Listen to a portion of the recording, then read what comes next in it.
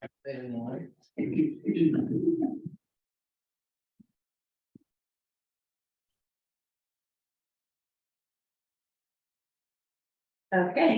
thank you, Ryan. I think you're. It is 6:30 and I call the meeting of the Falmouth Public Schools to order for March 21st, 2023. We'll begin with the Pledge of Allegiance. I pledge allegiance to the flag of the United States of America and to the republic for which it stands, one nation, under God, indivisible, with liberty and justice for all. Yes.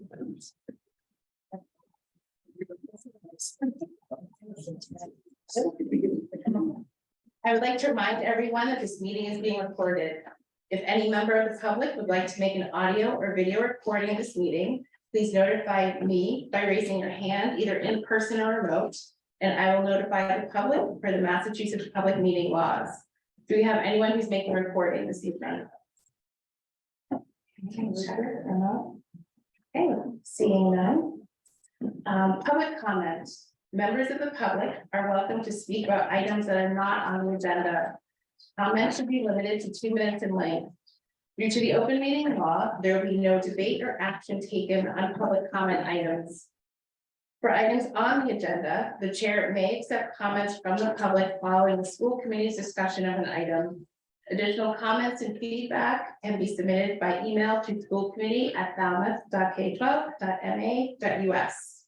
Do we have any public comment this evening, either remote or in person? Okay, just going right through. Oh, there's one. Oh, thank you for seeing that. Stephanie.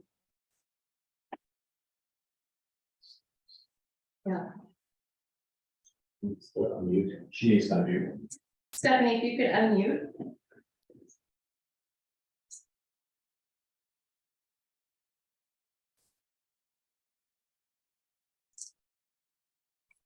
Let's see, Stephanie, we can give you a few more. Oh, there you are. Hi, Stephanie. Hi. Hi. You're on. So you have 2 minutes, Stephanie. Okay. This year, my 3rd grade daughter was in a classroom implementing the modern classroom project, and I would like to share my family's negative experience. This year seemed to start off fine, but as the weeks went on, I started to notice a few negative things. First, classwork was never being sent home with my daughter. Next, I noticed how often my daughter was coming home crying, which was very strange for her. She was complaining students were being rude, so I tried to explain, unfortunately, some kids act that way. I felt very confident that the school would help take care of it. Soon after, my daughter came home for the 3rd time crying, saying she felt like her teacher hated her. I reached out to the teacher, hoping to solve any issues. Unfortunately, nothing seemed to change, and my daughter was noticeably irritable, tired, overly emotional, and nothing like herself. Finally, about 5 months into the year, I found out from another parent how my daughter was learning. I found out there was almost no work being done on paper, but instead kids were staring at a screen for a majority of the day. They were watching a video of a lesson their teacher previously recorded, and when my daughter would ask for help or say she didn't understand, the teacher told her to watch the video again. Suddenly, everything made sense, and most of her issues were from the amount of screen time, which is also concerning since the CDC says screen time should be limited to 2 hours a day. I immediately switched her classroom, seeing a huge improvement on day 1. Now, 2 weeks in, she is back to her energetic, caring, funny, loving self, and so happy to have homework and not be in front of a screen all day. I strongly believe modern classroom negatively affects student to student and student to teacher relationships. I believe the school should be more transparent about teaching methods, and if the parents wanted their children in front of a screen all day, we would enroll them in online schools instead of public schools for a face-to-face, hands-on interaction. Thank you. Thank you, Stephanie, for sharing your experience. Any other public comment this evening?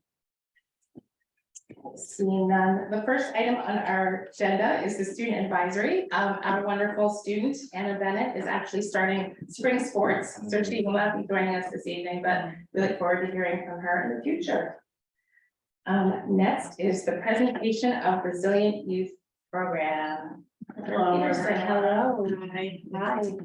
For those of you who do not know me, I'm Laura Peterson. My pronouns are she and her. I have the pleasure of volunteering through VIPS and teaching the Resilient Youth Program. The Resilient Youth Program, so if you'll notice, I had a handout. And the way I described it, because I didn't want to get bogged down on technology.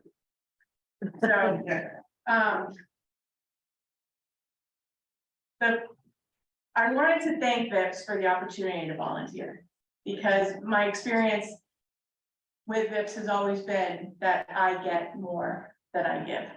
And so I'm just so grateful. And then, of course, I want to thank, well, Rose, I'm going to thank you for last year, thank you. And Tim for letting me into your school. And so let me talk about how I get into Resilient Youth. In 2017, I was diagnosed with thyroid cancer. And when my daughter said to me, well, what does your thyroid regulate? I said, my mood, my weight, sleep, and energy levels. And she said, forget it. I'm like, I know. Those are all things that I've always struggled with. So about a year later, I called my endocrinologist. I'm like, I'm losing it. I need help. And he said, I'm going to refer you to the Benson Henry Institute at Mass General. And I thought, great, they're going to give me drugs and I'm going to be skinny and my life is going to be amazing. And so it was a mindfulness program based on, so Benson Henry, Dr. Herbert Benson is the person who coined the phrase, the relaxation response, which is the opposite of the stress response. So, and Resilient Youth is a program that brings together parts of Mass General and the Benson Henry Institute for Mind Body Medicine and brings these skills to children. Okay, and so it's simple. I thought we would do evoking the relaxation response is as simple as focusing on one thing. And when you notice that you get distracted, you just gently bring yourself back to that one thing. That's it. And it's that simple. And so because of that, Dr. Benson was told, you're nuts. You're never gonna, how can you work in a hospital? You know, most of the funding is done by drug companies, pharmaceutical companies.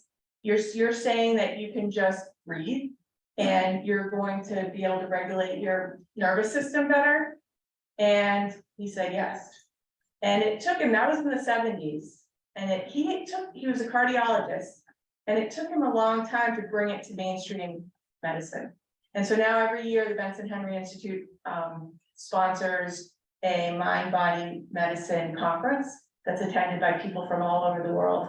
And so everything that I teach, everything that I practice is all evidence-based. So I wanted to do a demonstration because I have time. And this is called the Hoberman Sphere. It started out as a display in a museum. It was invented by Chuck Hoberman.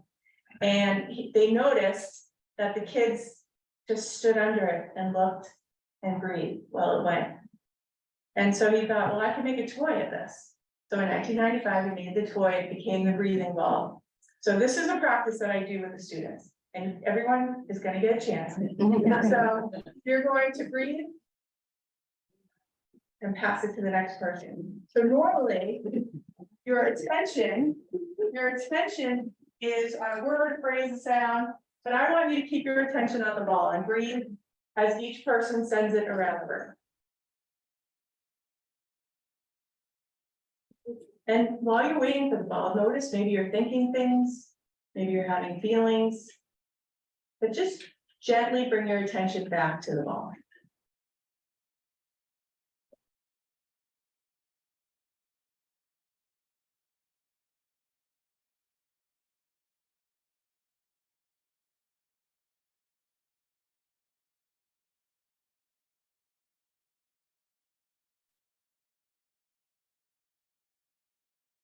And thank you, everyone, for not putting your head in it.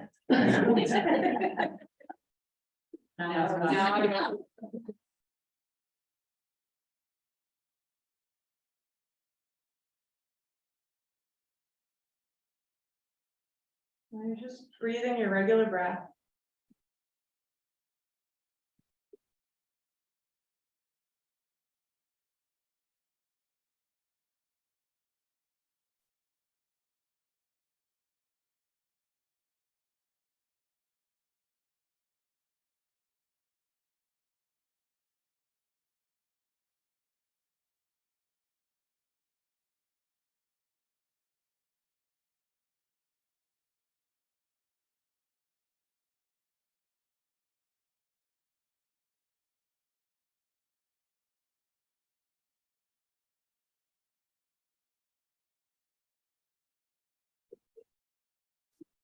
So then the important part about mindfulness is checking in.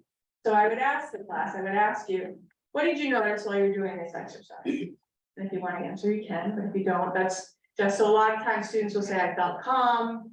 I noticed I was worried that I was gonna drop the ball when it was my turn. Essentially, what we're teaching, so in my gorgeous handout here, this mindful, that's the essence of mindfulness. It's being present to what's in your surroundings right here and right now. And it sounds very simple, and it is simple, but it's not easy.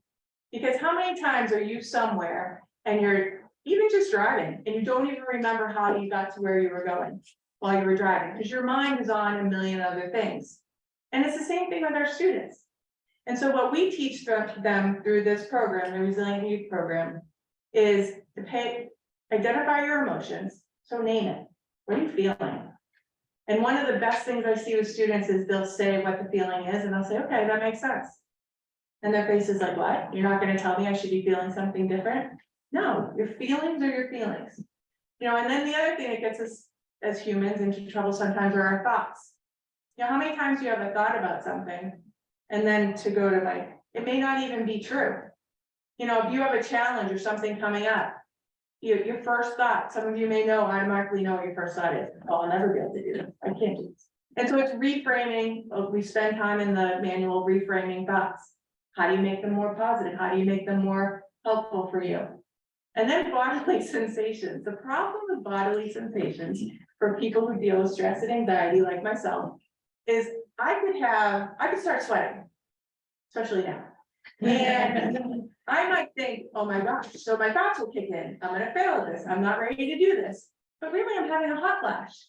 So, but same thing with students, you know, your body remembers, body keeps memory of all these things.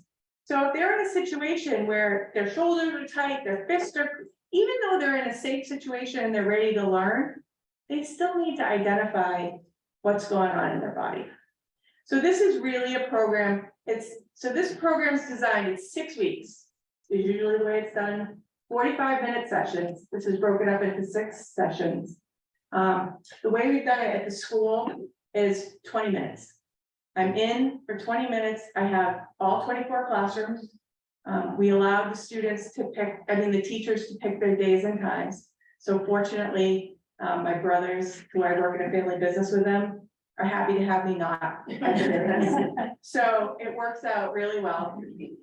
The feedback that I'm getting from the students, it's interesting. So today I said, because they're really paying attention to what they need.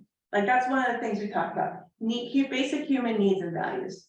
So I said, all right, I'm going to be talking to school committee today. What do you want me to tell them about school? You know, what is it that you need from school? What is it that you're getting enough of that you're not getting enough of? So if you break it down into basic needs, the first one was peace on the bus. Peace. More choice at lunch. Having the choice, right? Group projects at school, that's community building, working with other people. Longer lunch and recess, fun and play. Later start times, rest.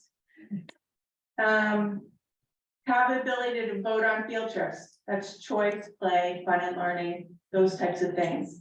So I know that because I sat in your seats, I was on the school committee, and you're all here because you care so much about the students. And my invitation would be to think about where are these places where you can slip in something that really grabs a need and a value that doesn't cost any money. You know, that's something that, you know, working together, because the staff, and that's the other thing I want to say, the staff that I'm working with is unbelievable. And I recognize some teachers in the moment. And, you know, teaching students, and I don't have to tell you this, but it's, you know, it's 2 people coming together, and it's a whole classroom, 25 people sometimes in a classroom with all these competing needs and values, or what they need that day, or what the emotions are that day, or what they're feeling. And this is an ability, this is time for them. I love this program because it gets them to say, here's what I need, here's what I'm feeling. You know, I'm noticing, sometimes they notice that maybe a teacher's feeling that way too. You know, that's the other thing I have to say, you know, we're human. We have feelings, everything that you're feeling, we're feeling too. And the last thing, I'll give you the example of when we did the reunification from Morse Pond to the high school. And I said to them, how was it for you? And they're like, well, because everybody was invested. I knew that they had practiced because they invested money in I knew what they were doing. So there's, you know, a visual signal. And I said, all right, so you knew you were safe. What was it like when you got out to the grown-up in the car? Well, and my mom was stressed, my nana was worried, my nana brought me Halloween candy. So the number of people, it's not scientific, but went and got something to eat after that. Basic human need and value. So I'll leave it with that. So the program is, we're just going over, I call it just the basics. What are you feeling? Where are you feeling it? What are your thoughts about it? How can you reframe it to make it work toward you? I tell each student, you know, it doesn't matter what works for me or what works for your neighbor. Your job right now is to find out what works for you. I mean, I'm learning this at 53, find out what works for me. Now you find out what works for you. And then they're all aware that you need to have respect. And their needs, because there are, you know, so many different people, so many different personalities. There are basics that you need to have. But I'm just so pleased to be bringing this to the schools and to look at all of the other things that you all already have, you know, that are doing it. So I keep up the good work. If you have any questions, I'm ready for questions. This is so great. Yeah, every meeting should be given a free. Any questions or comments for Laura? Yes. Margaret? Yeah, we start with feelings and you go to thoughts. And our feelings sometimes are the results of our thoughts. Yes. And so I'm wondering about that. I tell them it can go in any order. When we show it to them, it's a circle. I should put it on my sheet, feelings, thoughts, bodily sensations, but the directions can go. And when they're working it out, you know, maybe it did start with a thought. Maybe it did start with a bodily sensation. Maybe it did start with an emotion, but just having, and that's the other thing. You don't have any control over what the thoughts are that pop into your head or what the feelings are but what you do have control over, and they say it, we control our actions, how we behave. So instead of responding as opposed to reacting. So they're making those connections, and I am too. Yeah. Boy, this is so wonderful. So good to hear about it. What school are you at? Oh, I'm sorry, I'm at Morse Pond, 5th and 6th grade. Okay, Yes, and you had referred to Mullen also? I did Commerce Choice last year at Oh, Mullen. okay. Rose gave me a long leash. So I guess that's a question I have then, is Palmer Choice with the, like, do you feel that there's a nice balance of the two, or? We're teaching the same thing, so I'm certified in Farmer Choice. This just gave me more flexibility, I felt like, but I think it's a good transition for the older grades, because now we're gonna get into, and it's not part of this, but nonviolent communication. So when you're having a disagreement with someone, how can you respectfully let them know? We just did SMART goals. I know you're all familiar with it. So it's just taking the mindfulness, being here right now and what's affecting you, and finding ways to just workshop it for 20 minutes with students. And I have a follow-up question. Yeah. So how do students get involved in it? That's the beauty. It's in every classroom Okay. for 20 minutes, each letter day. So I'm there, so the 6 days, and I get each, and then, so A day, I have the same class as B day. Yeah, and I think and I know when Fiona started Common Choice, it was imperative that she have it in schools so that everybody had access to it.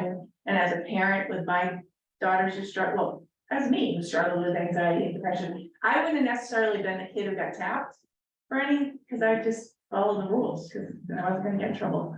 And I think what I love about this and the opportunity to get every classroom is, it has to, I'll be strong about it. It has to be in school. So everyone has access to it. And they get to watch your students go through it too. You know, the weird feelings lady comes in and, you know, you get to see how how they're reacting or what their experience is. So even that group part of dynamic is really valuable too. Andrea. This is really great, and I know that we're in the new phase of this, but what do you think, would be necessary to make this sustainable? I thought about this, and I don't know how doable it is, but if every teacher could get, because this is okay, so my logo is in the corner, breathe, you got this. Like, that's all I feel qualified to do, is remind people to breathe, you know? And so if each teacher brought their own practice of being fully present to the classroom, and you have the support of your principal and the administrators, I think that's where it's gonna, because Common Choice tried to work with the adjustment counselors, but their plates were so full. And then we tried to expand it to VIPs, and even, you know, that's a challenge. But if the teachers have their own mindfulness practice, which is just, for me, is sitting quietly for 10 minutes, focusing on one thing. And when my mind wanders, I bring myself back. It shows. It's just, there's a study that was done, and I'll stop, I'm sorry. And it was therapists, and some had a mindfulness practice and some didn't. And the patients or the clients of the therapists who had the mindfulness practice, even though they never shared about it or talked about it, said that they had better outcomes, felt like they were in a better place just because their therapist practiced mindfulness. So. Kelly. I echo all the wonderful things. Thank you so much for taking time to do it. It seems very time consuming. My question is there anything to help the teachers who are watching and participating? Is there anything to help them continue it in their classroom so that, you know what I mean? Instead of it just being when you come. Right. Is there anything to? Well, I'll give you an help guide example. them in that? So I think it works best if it comes organically, so that where they're seeing the idea. So my sister-in-law, who's taught at Morse Pond forever, when she heard I was coming to her class, she's like, oh no, and I'm like, it's gonna be fine. So she said now in the morning, she allows her, usually they get right to business, to work. Now she lets them talk. Because she heard how important social connection is, and how she's like, I like to talk to my friends when I walk in the door. So it's like that. It's things like that. Makes sense. I don't know if that, yeah. No, that's, I got it. Thank you. This was so wonderful, and again, thank you so much. Thank for you. doing that. Yeah, it's so relaxed now, thank you. I know.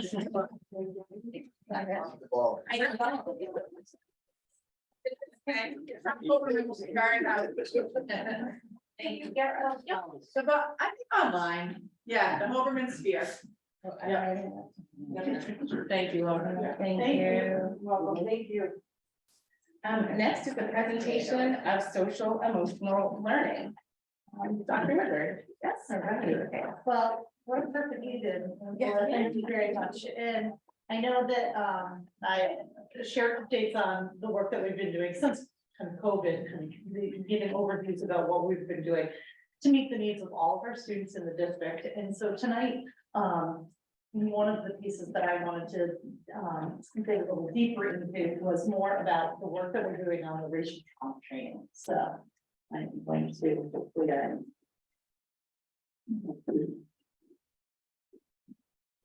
share my screen appropriately. There we go.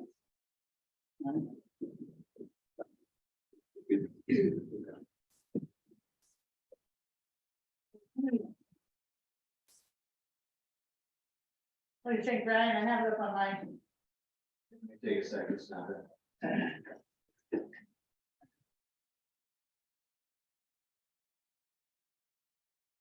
I got to the last one. I pulled up my presentation. Now it's me like music. Okay. Have we said the ball? Yeah.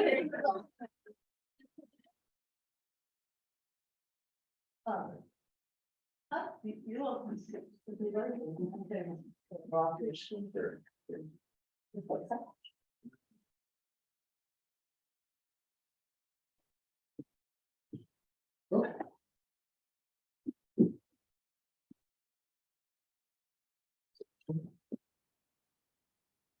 Oh, I don't.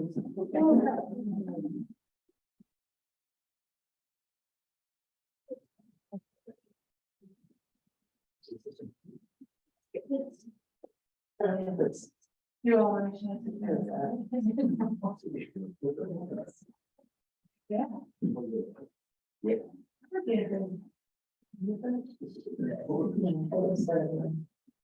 I think we'll go to vote.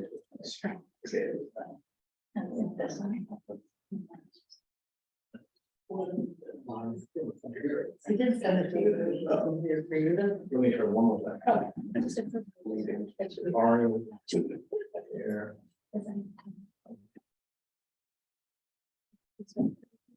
You're just gonna have to call.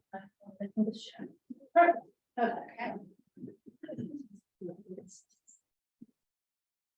Well, I think it started this right. It's gonna pull it up. Sounds good, thank you. Yeah. Okay, so, so we've been working on, we've identified a need in the district. And so we have, taken a very, serious look at how it's best that we approach our racial trauma awareness and training within the district. And so some of the work that we've been, that's a better sign.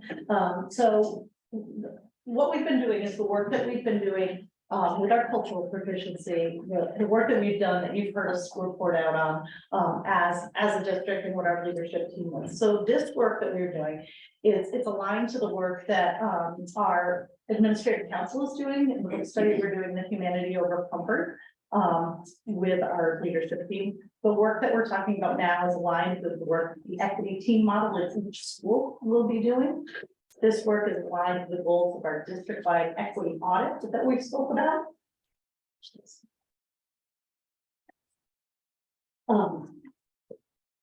There we go. Thank you, Ryan.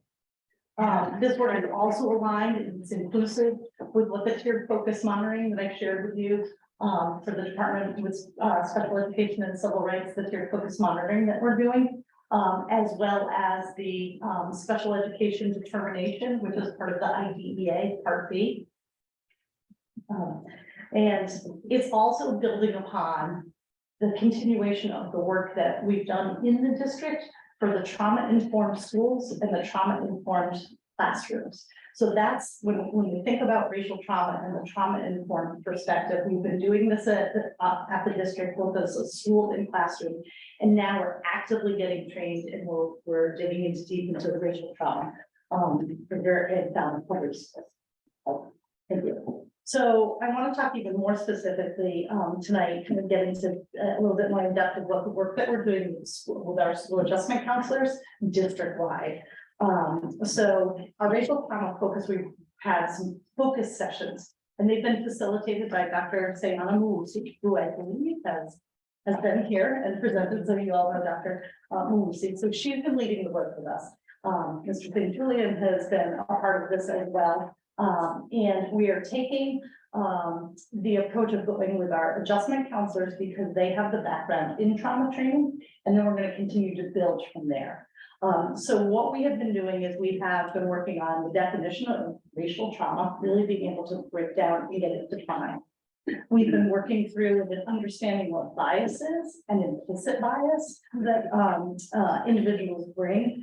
We've been doing self-reflection and understanding the importance of self-reflection for all that are involved in this. The reflection piece is extremely important. We've also been doing a lot of, discussing the necessity to be able to provide safe spaces to do this work. And that's really important for everyone. When we think about the safe spaces, that's for our staff, that's for our students, that's for our family members, our administrator, our teachers, classroom level and individual level. We've been working through and talking a lot about vicarious trauma and its impact on individuals. We've been talking through microaggressions and also really recognizing the importance of history and culture in this work and providing a safe space to talk about the history and how it's impacting our students that may be experiencing racial trauma. So just kind of jumping back to vicarious trauma and the microaggressions. It's important to note that the vicarious trauma is that's trauma exposure that occurred from listening to or watching or being a part of any kind of victimization and traumatic events.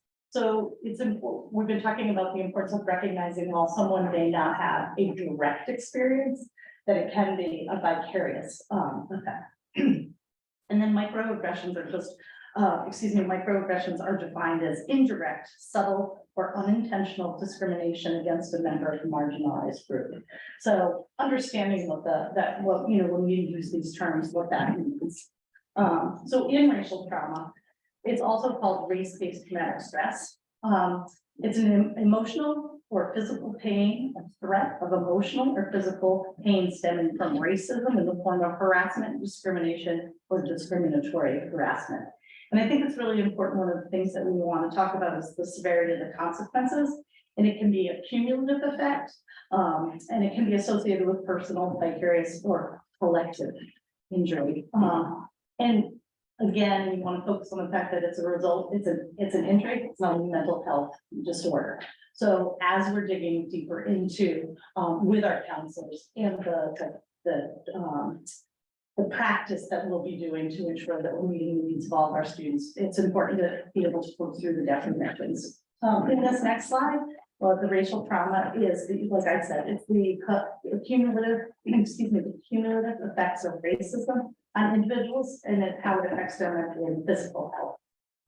Important to know that it's been observed in numerous BIPAC, which are Black, Indigenous, and people of color communities, and it's at all ages, including young children. And again, like I said, both vicarious, it can happen both vicariously, can be vicarious and or direct. This next slide, first one. One last. Thank you. So just some of the symptoms to recognize in racial trauma, there can be anxiety, depression, rage, hypervigilance, nightmares, helplessness. And with that, we need to understand. So what another piece that from the counselors of what we're looking at is really recognizing what are some of the barriers of care. What are the barriers to care when we're talking through our community? So it can be our students, it can be their families, and it also perhaps be our staff. So we need to ensure that there's, that we're breaking down any lack of understanding or knowledge of history and culture as it relates to the individual and what they may be experienced. There's the barrier certainly would be no relationship or meaningful connection to a student, to a particular student, group of students. And I mean, that's the work we've been doing. Relationships matter. We've been taught. Laura just also talked about the basic needs of the relationship. So truly being able to build a relationship and understand a student. What does this attention mean for student and parent? We talked to, Ryan, let's go on to thanks. That, and for some, counseling is not an option for some families. So it's really important that we talk about what experiences people have had and relationships they or their family may have had with medical professionals or healthcare professionals or educational professionals, and being able to make sure that we're being mindful of that, the experiences that the individuals we're trying to help, and not just come from a place where we're here, you come to us, but making sure that we're going out and working with those and identifying how to recognize racial trauma in our students. And then, just being more in touch with what our own biases and beliefs may be and how that impacts the work and our relationships with students. Okay, Ryan, thanks. So it's also important to be aware that of what racial trauma may look like. So we talk about, and this is for our counselors, but also important for our administrators, our teachers, our staff. And again, as we continue on our work, we're going to cast our net wider in our training. But we may see in our students, there's increased anxiety. They could be silent. They can notice a lack of sleep and insomnia, change in their general appearance. There could be periods of intense rage and anger presenting itself. There could be a lack of production or their academic work decline. Or we could conversely see a student that's always happy and there's nothing wrong. So helping to understand what it may look like in our students so that we're being more in tune to it so that we can then better serve our students. Okay, Ryan, thank you. So as we continue to address the work, just really important to recognize that the work of like the allies, and I know we've got other different groups when we talk about allies, but those are the people who actively align themselves to shine light on the truth and to, be that person that someone can go to. We also talked a lot about helping to have a better understanding and look at what are the advantages that you have and you bring to the table. So we talked about the different groups, the people that we serve and students that we have, like, what are their resources? What is the ability for, employment, healthcare, transportation, anything that we've done a lot of activities that help you to, you kind of get put into different, scenarios and what do you do? So what's, Bill, I'm sorry, I'm looking at you, but what would you do when you have to, how would you address a particular problem when you have X resources? I might have X resources, how different that could look. So we do some of those types of scenarios. And then also identifying cultural insensitivity. Anything that we might be unaware of or unintentional, just not knowing, and how that can impact our understanding of traits and traditions of other cultural groups. So as we continue to do this work, we're still doing it again, like I said, we're doing with all our school adjustment counselors district-wide. We're going to continue with those workshops. Again, we do a lot of, there's Dr. Malusi brings a lot of articles to the table for us that we're working through, we read, and then we try to discuss. We go through vignettes and again, scenarios that we talk through. We have discussions, really rich discussion, deep discourse of what's happening. We've talking about setting a safe space. We meet here in this conference room. We've established norms such as safe, there's transparency, and we have an amazing group of counselors, school adjustment counselors in this district. So what they're bringing to the table, their vulnerability and their transparency to do this work is really quite amazing. And then we follow up on the work that we had done in the previous sessions so that we can dive deeper into the work that we're doing. And reflection is such a big piece of it. We just the reflection, of the work that we had, where we are, how do we grow on this journey. So as more to come, we're going to move forward. What we'll do is the work that we're doing with the school adjustment counselors.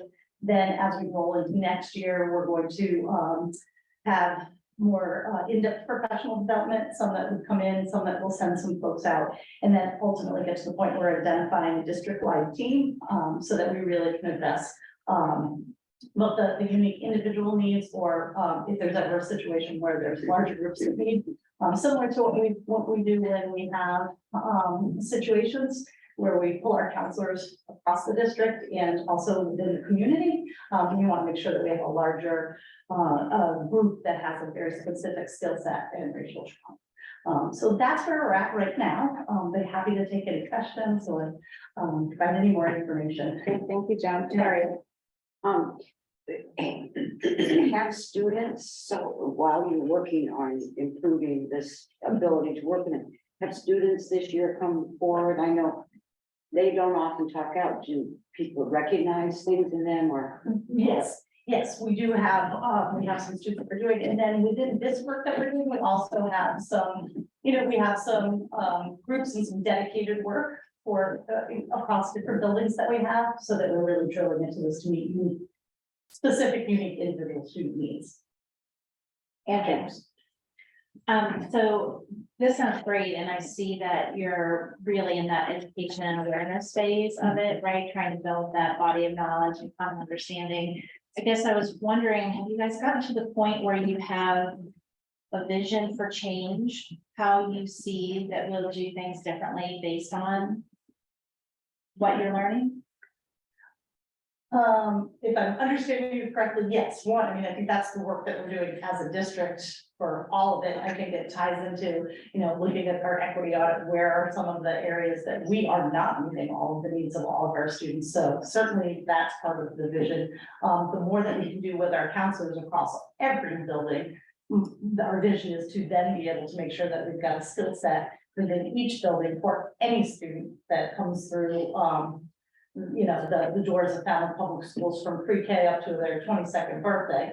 For that, but then again, really making sure that we've got a dedicated group, similar to what we have in content areas or specific skill sets or related service providers, and that vision to make sure that when we get that more training, then we can push it out into the buildings a bit more. So don't know, but by your face, I'm thinking maybe I didn't answer your question, but. Yeah, and I might not have asked it in the exact right way. I think there's part of that. So what I'm pulling out of that is that you would envision that there are people that would be specifically trained then. So it's about better identifying students providing more resources, having people trained that can specifically help address these needs. Correct. That are identified. Any other questions? Leah? I guess my questions are more clarity. So the trainings that have gone on, did it start this year? Yes. How many times, like, what does that look like for the team of adjustment counselors? We've met 3 times and we meet for 2 hours out of each time. And we'll be meeting one more time for the end of this school year. And part of it is a book study, so you're, No, that's the alliance, the book study that our administrative council students can. okay. Yeah, no, So- this is for the school adjustment counselors, this is Dr. Lucy, myself. Let's just say Julian's been a part of it, and it's dedicated, the school adjustment counselors are in here for 2 hours, and we are, the entire topic is working through. With what I just shared. Okay, and it's the Dr. Lucy? Lucy, she comes up with what the content is. Yes. Okay, and then delivers it. So just a clarification, so these adjustment counselors then would be more in-depthly trained next year, and possibly those would be the people who could deliver some professional development too for more people, or? Well, for next year, we would want to provide more professional development to our staff, who can then almost train the trainer or then, bring Yeah, that to the district. would that still be the adjustment counselors, or would you broaden it to other people? It wouldn't have to just be the adjustment counselors, but that's where we're starting. Okay, so the idea is to get some experts Mhm. within our school system who can be the resources and then really spread the knowledge base throughout. Building on this one, yes. Thanks. Any other questions? Wonderful, thank you so much, Joan, appreciate it. Next on our agenda is presentation on elementary professional learning, Dr. Dorr. And I'm going to introduce Dr. Sonia Tellier and Dr. Mary Grace Stevens. Share more about. Information.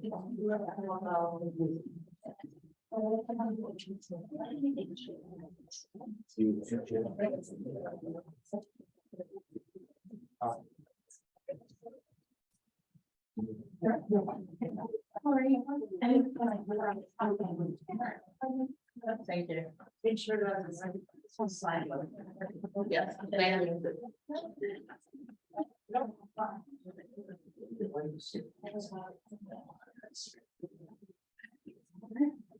All right, thank you for this opportunity for us to share with you some of the work that we're doing in our professional learning.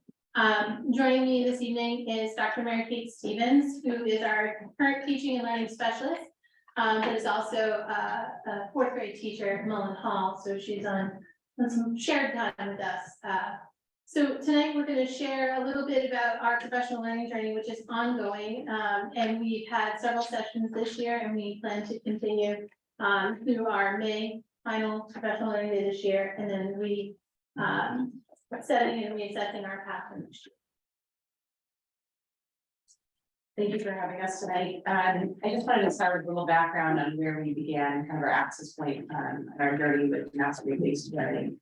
Oftentimes, it's a little bit, it can be used synonymously or interchangeably with some of the competency-based learning, proficiency-based learning, standards-based grading.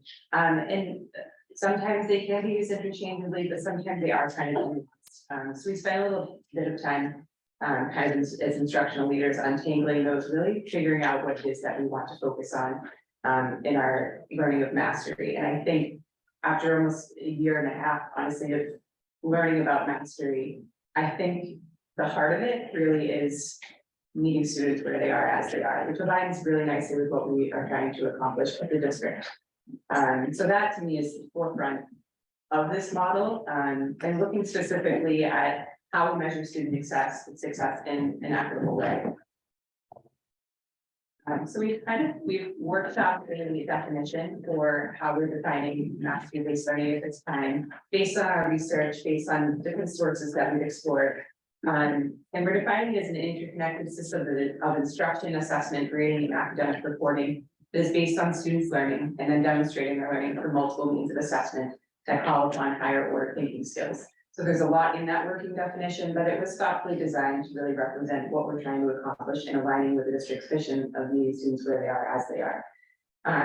Key to this approach is helping students succeed and really looking for the access point for students and how we can help them grow and how we can help them achieve. And using our reflective data to help design our intervention groups, help thinking about tiering our instruction and really moving students where they are. So as we think about this, it also connects with the conversations that we often have about growth mindset and the separation between where we are with our roots and what we're sort of setting as our foundation and how over time students grow and they come to thrive. So within the foundation, following on, one of the pieces that there is equitable access and opportunities tied to our specific goals around DEI and belonging, but also connecting with our equity vision, which reads, understand me, respect me, and I will learn. And the idea of meeting students where they are, as they are, and really understanding how they come to learning and connecting all of our goals, not exclusively our academic ones.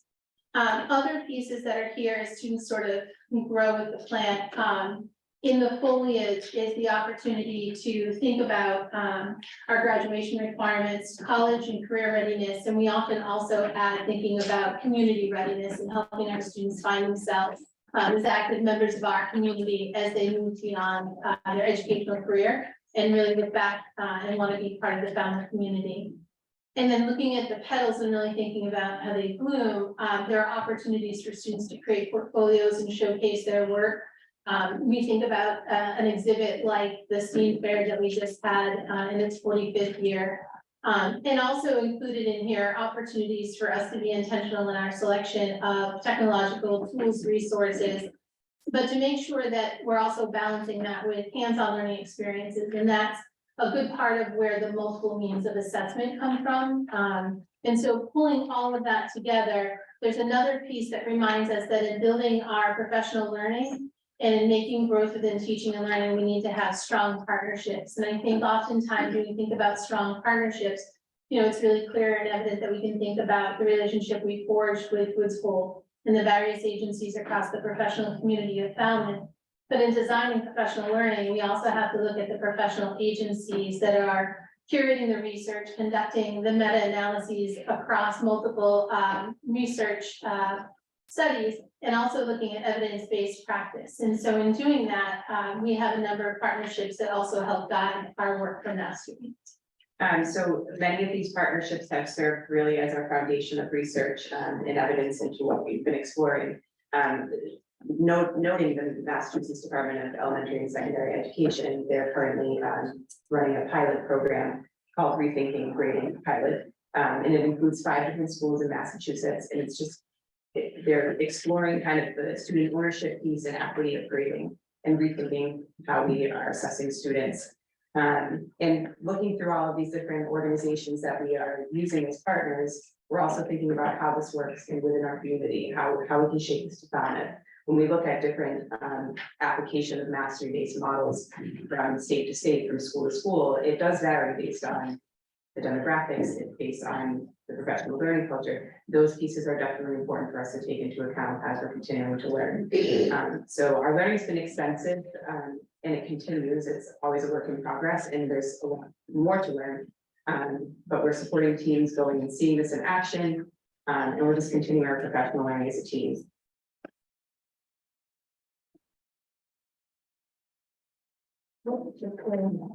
So some of the leading researchers that we're really honing in on are Dr. Robert James Rosano. And he's done a lot of work with standards-based grading, specifically really thinking about the classroom application, how we're assessing students, how we're defining learning outcomes. And that's been instrumental in our learning. But in addition to his work, we're also looking at the body of research by Dr. John Hattie. He did a meta-analysis of different strategies and practices that really enhance learning of students. And that's been excellent for us to look at in context of what we're working on and learning about with mastery. And then Dr. Thomas Gusky, who it kind of mirrors a little bit of what Marzano was trying to accomplish, with really just thinking about clarity of grading in the assessment piece, really making sure assessments are meaningful and vary, in order to best assess our students and report out on their achievement. And all three are published authors by our national association, which is the Association of Supervision and Curriculum Development. And then they also, through our Massachusetts affiliate, sometimes give us access to virtual author workshops, which can include at different times these three researchers and then some others who are the followers and contributors to widen the body of their work. So in thinking about then how we approach assessment and make decisions about whether it's going to be individual, paper, pencil, digital, hands-on, we go back to Bloom's taxonomy, and Bloom's taxonomy is an integral part of how most of us, if we've gone through bachelor's and master's for our ed prep programs, are trained and conditioned to think about assessment. And I think one of the things that's particular to remember is that as it's going forward, students are developing their critical thinking, the higher order thinking skills. And so there are times where certain tools may be better for recalling facts, right? Initially just developing and grasping understanding. And as we move into applying, there may be certain digital tools that we look to include, or there may be different types of group activities or learning experiences. And as we go forward, just sort of that breadth and how we look at that kind of keeps us in that upper realm of the depth of thinking or the higher order skills. And so part of this professional learning is just reminding us of some of the early conversations and early learning we did, and then applying it to a more current context where we have more skills and resources available to us as our field has grown and shifted. And so along with that, and I think tying together some of these pieces and coming back to our equity vision, there are definitely some experiences that we've pulled from our response to the pandemic that also allowed us to amplify some historical inequities and the impact that they have on the learning experience. So thinking about that and thinking about some of the other shifts that were kind of coming together in education prior to that, we're kind of looking at how it all comes together and just being reminded that we need to be incredibly clear about the expectations that we set for students. And that within that, we need to be incredibly clear about the criteria students need in order to show that they've met those standards. So we've talked a lot in various presentations about what we mean by differentiation. And really the idea around mastery is that if we've differentiated correctly, every student can demonstrate their learning against the standard at a proficient level. And some of that language is language that we also hear around meeting and exceeding expectations, or the former proficiency exemplary kind of language around our state MCAS test. But along the way, meeting students where they are as they are also allows us to personalize the entry point so that we can help them all meet the high expectations. And so we had an opportunity, we had pulled together a group of colleagues, and one of them just sort of pointed to and reminded us of this sentiment that what the work we're doing now is helping our students prepare for their future and not our past. And we had some of the colleagues who were there kind of make connections of how learning was for them and how learning has shifted and the learning they continue to do in order to refine their lessons and adjust their curriculum over time. So our roadmap to rethinking reporting really begins thinking about the three different types of grading. And the traditional grading, what many of us are accustomed to, especially the secondary level, in terms of averaging many elements together, whether it be homework or classwork or quizzes, whether it's reported as a percentage or a number or a letter grade, and then moving to the next level determined by that overall grade. So where we live currently in the elementary world is standards reference grading, where the standards are largely together and students are receiving a grade for that domain. So for example, fractions, kind of holistically, how are students doing with fractions? And if we look at that in context of standards-based grading and the difference there, we're being very specific and explicit about what students can do within standard of fractions, so that students can really assess and monitor where they are within a specific standard and have a clearer sense of their learning outcome. So there's a lot of different pieces to these, but I think it's important to note that where we are right now, elementary report card is a standard reference but we're going towards standards-based grading. We're really considering that K through 12 vertical alignment. And our teachers have done a great job of really looking at the whole alignment in terms of where we may see some overlaps or redundancies in standards and how we can really make sure that their growth is continuous. And the difference in standards-based grading, again, is that explicit nature of proficiency-based or criterion and how students can achieve. The reporting is based on the mastery of the standards, and then at upper grade levels, letter grades may still be used at the end of the course. But again, that's kind of what sets the standards reference from the standards-based apart, is the clarity in terms of the their achievement and their learning outcomes. So when we think about how everything connects back, we have the combination of the Clipper experience that we had shared out at convocation, and I believe we also shared here. Yes, I remember some of our colleagues and students, and Peyton was our guest speaker. And in talking about how the work we're doing with diversity, equity, inclusion, and belonging, the work we're doing with social emotional learning and developing our community partnerships is all intended to inform student learning, right? And to shape student outcomes. And so along with that is our vision of the graduate, or charting the course to graduation, which allows us to articulate some of the different behaviors or dispositions that we're really hopeful that students take that are not purely academic, like their creativity, which you saw at the top of Bloom's taxonomy, or just really being clear about who they are as a learner, which might start an early conversation about, I prefer, words or pictures, I prefer to write or talk about what I'm learning, and eventually it can move over time into self-advocacy skills. And being clear about when they need to pause or when they can push forward in their learning. And being okay with not getting it right, the first or second time, and giving space to kind of group around that. So those parts are embedded both in the Clipper experience and charting the course to graduation. And this set of strategies just really helps to shape learning in the classroom in relation to that. And I think the other thing that's really important is that when we look at how we teach and we think about student groupings, routine assessment, we're not really looking at a departure from what we're doing. We're looking for just thinking a little bit more about how what we're doing may need to shift in response to circumstances and the needs of the standards. And our standards have been revised several times over. And I think stopping to revisit our assessment practice in alignment with that on a broader vertical from kindergarten forward or pre-K forward is important.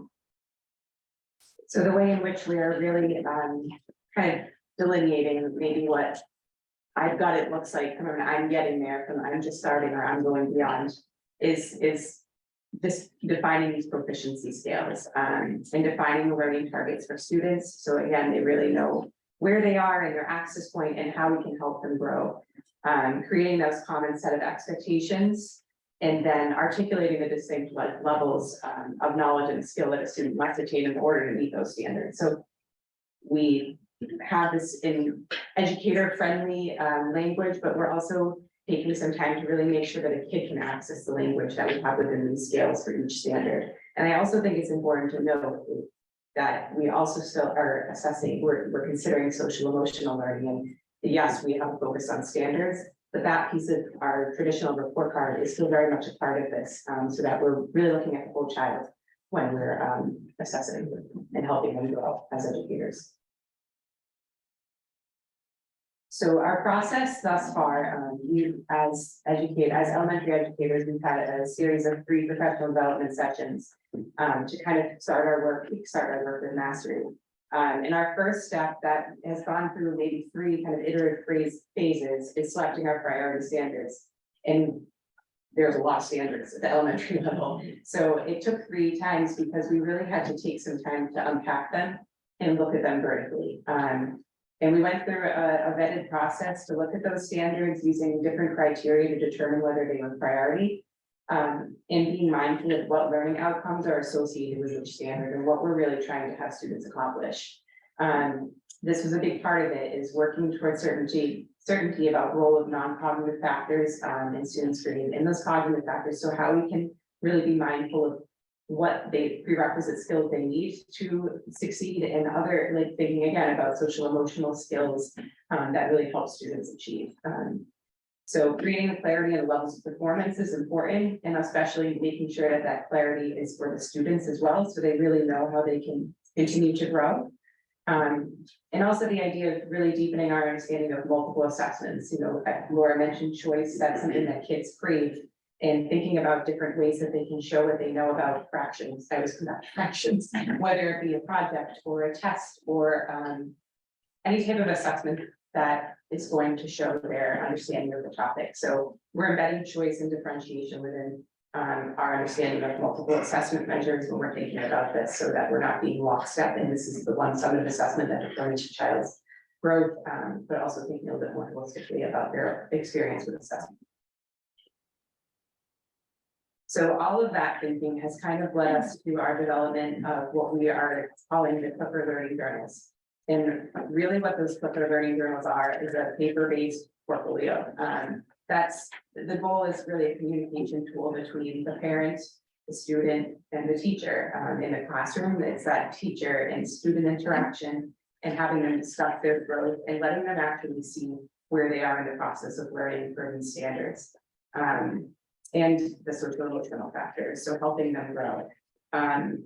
We're trying to diminish the competitive need of getting a specific grade and number, and thinking more about the growth. The focus is really on the growth and less the competition, or a number that may not have meaning to a child because they don't understand what that number represents. So having them a little bit more involved in their learning and thinking about the student ownership. So although these Clipper Learning Journals aren't finished yet, they're being worked on based on the work of the elementary educators with the priority standards and seeing how that's coming together. I can give you like a little preview of what it looks like thus far. It's a collection of the proficiency scales that have the plans based on the priority standards teachers selected.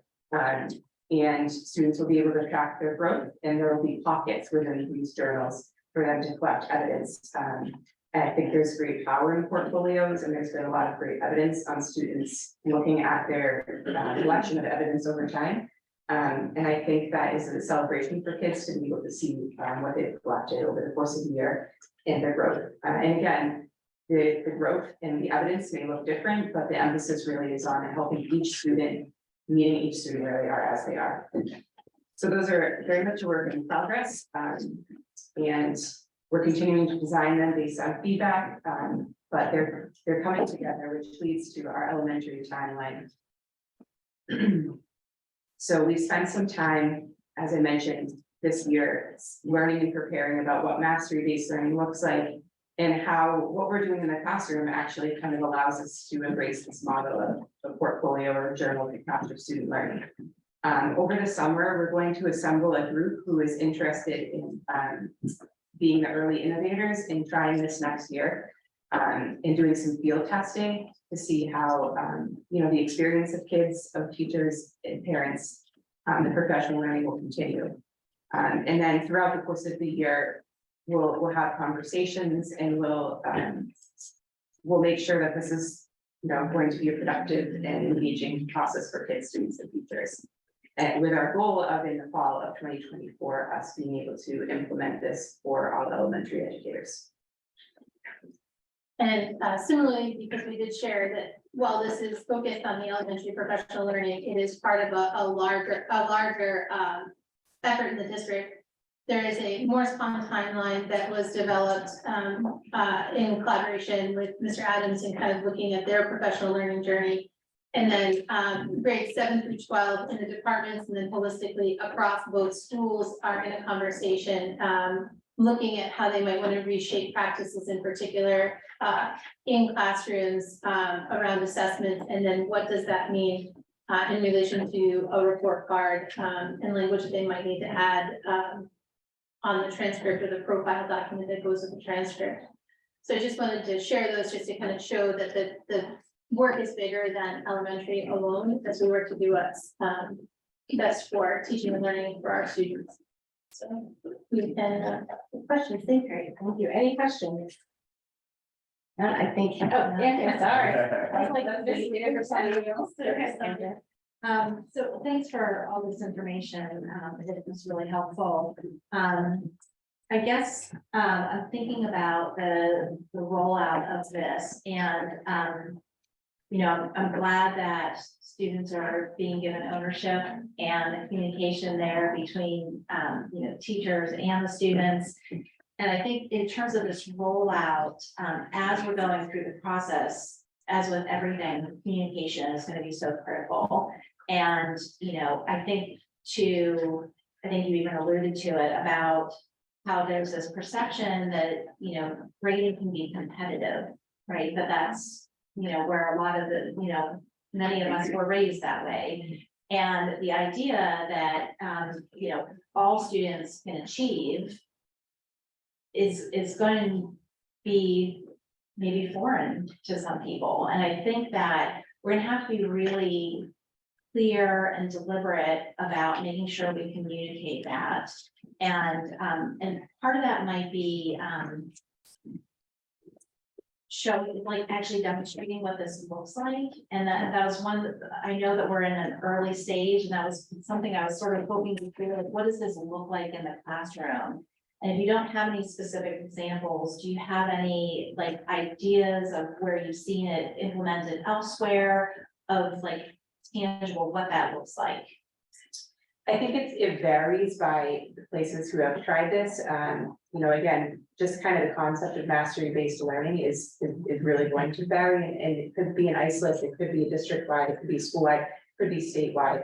I think when we think about the application of these Clipper learning journals, we're really thinking about different practices that exist within the classroom that kind of fit with this model. So for example, in December, we looked at like a station rotation model and having different stations, whether it be an evidence of learning station or a technology station or a, you know, a paper and pencil station or a teacher-led station, and how we can be a little bit more intentional about how we design those stations to reflect what we're trying to accomplish here. So I guess like an idea would be thinking about maybe designing stations around a particular fraction concept so that we can really see what students are with that particular concept. I don't know if that really answers it entirely, but I think we're just thinking about what we're doing within our classroom and how we can apply that to this, and how we can build in the time to meet with students and really monitor their growth.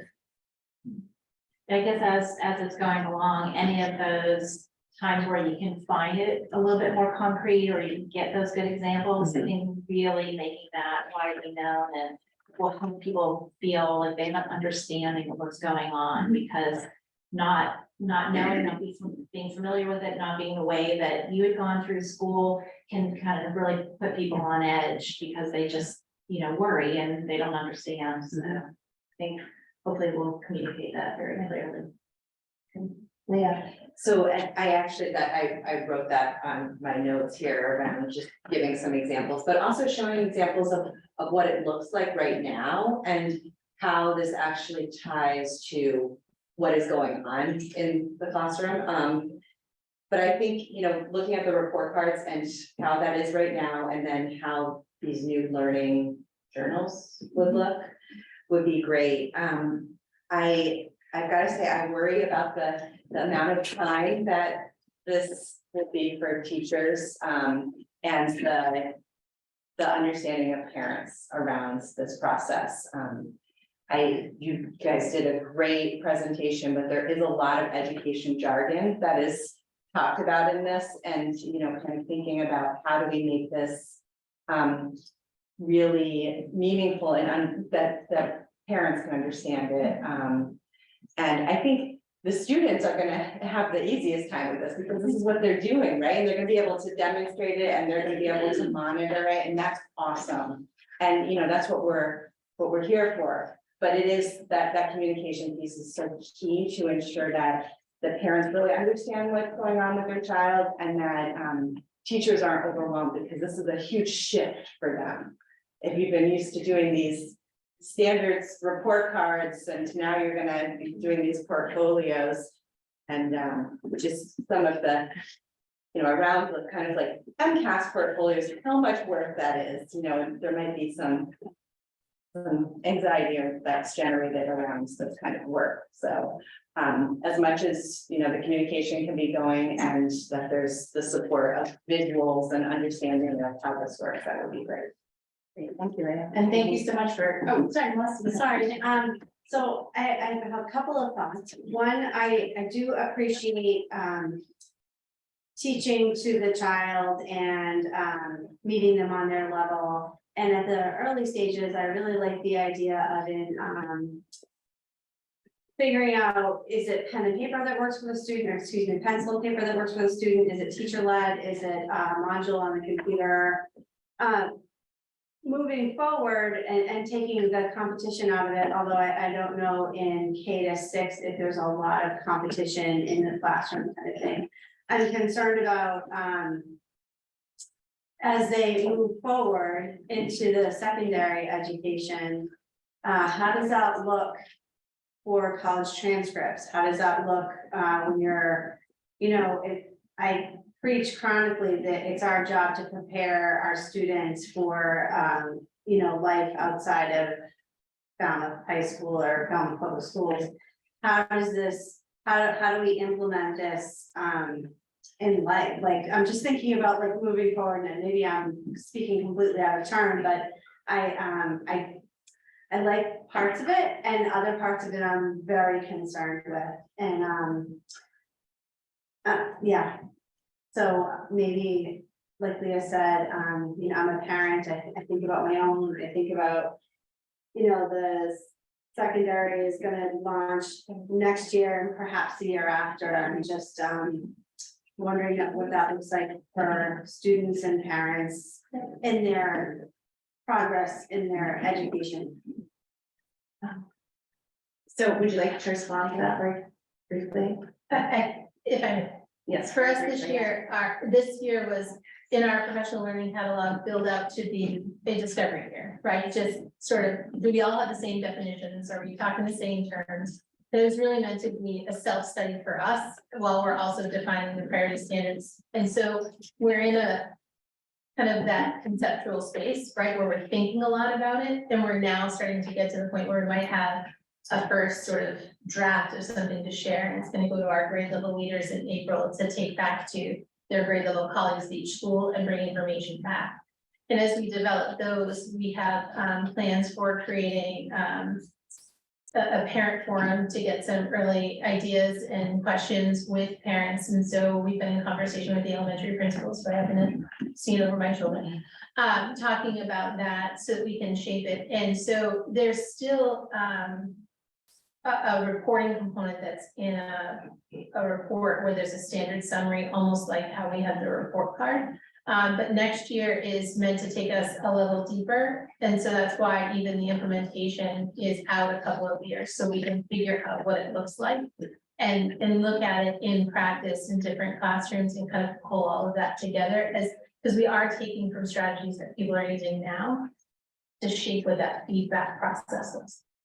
I have a follow-up question. Okay, so would it be in our next phase of this, when we are looking at what works kind of thing and what doesn't? Our teachers gonna have the Clipper, help me, what's it called? The Clipper learning journal, as well as the traditional grading system to see how it kind of parallels each other, or? We've talked a little bit about that, but then there's also, if we're trying to work on working with the new system and then asking people to do twice that. And so having people who might want to start using it next year while others continue with that, the traditional, being able to make that comparison, since we don't want to ask any one person to do the two systems at the same time, but trying to get that information. Thank you. Bill, I think I saw your hand up. Yeah, thank you. Sure. I love the quote that you put up on the screen that says we need to prepare students for their future, not our past. And too often, I think we know what we know, so we expect everybody coming behind us to do it the way we did it. And that's certainly not the right way to go in an advancing world. But I would echo some of the things we've already heard too, that we also need to make sure that the people that those students go home to and ask for help with their work and so forth, understand what the hell was going on. Sorry, what happened. Because that's why I think a lot of parents have felt as things change, they're not necessarily, they weren't prepared for it, they weren't taught how to do it. I don't even know how to do math anymore. Apparently, I was pretty good at math at school, but I don't even understand the instructions half the time now. So I do think we need to be very, very, very sensitive to the parents who the kids are going home to make sure that they fully understand what their kids are going into, the changes that are being made. And I would just echo that, and I would also just like to throw out that some healthy competition can be good. So it's not just completely throw baby up the bath. Great, Karen. In looking at the process, it looks pretty heavy, that it could be completed. Or we could be rolling things out next year. I mean, how far are you in selecting the priority standards, and how far are you on creating clarity on levels of performance? That just seems like, and there's only been three professional developments for teachers on this. I don't know, maybe looks to me like maybe more is needed before a rollout of it. That's just comment. Looks like a lot of. The professional learning will continue next year, kind of as it coincides with the early innovators cohort field testing. So the professional learning will definitely continue as we shape that for next year. And in terms of the priority standards, they've been selected. The learning outcomes kind of naturally are defined by the work with the priority standards and our work with proficiency scale creation. So that piece kind of comes together. But I do agree, like the professional learning needs to continue, and it will next year as it's being tried in the classrooms. Who selected this? Who voted on or is involved in the conversation about the priority standards? So it started with the grade level leaders last year, and then it continued with all of our elementary educators this year. So we spent a pretty decent amount of time just really looking at those and making sure they're confident with the selection. And then there'll be another lens on that when it returns to grade level leaders almost a year later from when it started, to see just the confidence and the clarity and just making sure we're comfortable with what we ultimately decide. And what happens with the non-priority standards? There's still, so we spent some time at our professional learning sessions really talking about how all of our standards are taught. We're just looking at these a little bit deeper in terms of tailoring our assessments or seeing that this is like something that really is important for them to achieve during the year in order as like a prerequisite skill for the next. So we've spent some time really clarifying the importance of teaching all the standards, but elevating some in terms of our assessment and reporting. Thank you. I believe we have a teacher who would like to comment. If you could state your name for the record. My name is Holly Moore. I teach third grade at Mullen Hall. Yeah. This is my 22nd year in Falmouth and my 28th year teaching. And I'm so excited and refreshed about the opportunity to have these corporate learning journals. We have done a lot of work this year on looking at the priority standards and elevating the ones that we think are the most important. And what I like about this, several things. I like the ownership that the students will have. I like that it's going to show them where they are in terms of how they need to grow and how I need to help them individually. And the other thing that I like about it is compared to the current report card, when parents get that report card at home and they see, for example, their reading grade is going to be a 3.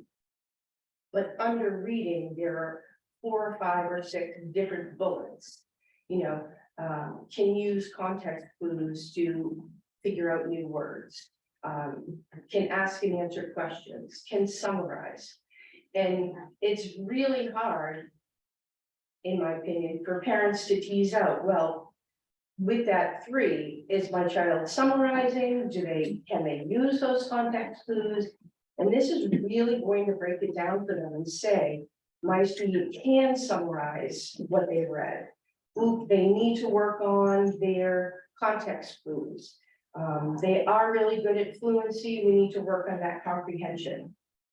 And I think that transparency for parents, when they see it in action, is going to be really eye-opening. And they're going to say, okay, I know exactly what my child knows, and I know exactly what they need to work on next. And I know that my child's teacher is going to work and bring them from that. I don't remember the words, the little potted plant, right, to the one with the sun. And they're gonna be able to make that growth. And I think, you know, once people see it and see it in action, I think it's gonna be really, really positive. I know it is. Right, and thank you so much for sharing that experience, because you're living it and practicing it, so thank you. Thank you for letting me share. Oh, thank you. Any last comments? Yeah, having taught in college, I'm very excited about the fact that students will have ownership of what they know. It's amazing, like I college students that don't have a clue in terms of, well, that's what you asked me for. And they have no sense of ownership in terms of understanding what their learning abilities are. And so this is very exciting. This is really preparing students for the future. And by the way, many colleges are now moving away from the simple report cards and really moving into much more of this learning-based education. So this is really preparing us into the future. I'm very excited about it. Thank you. Thank you, Margaret. Thank you both for joining us this evening. Appreciate it.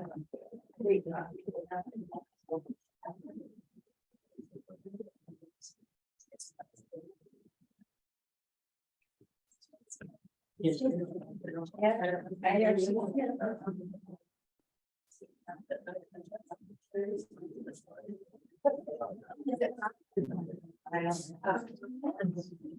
Brian? I just tried it.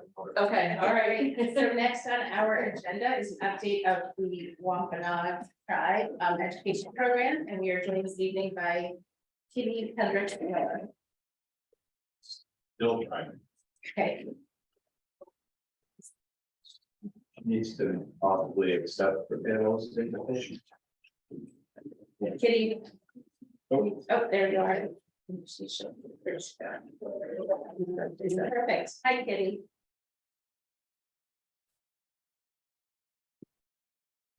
It's gonna take her a second to read it.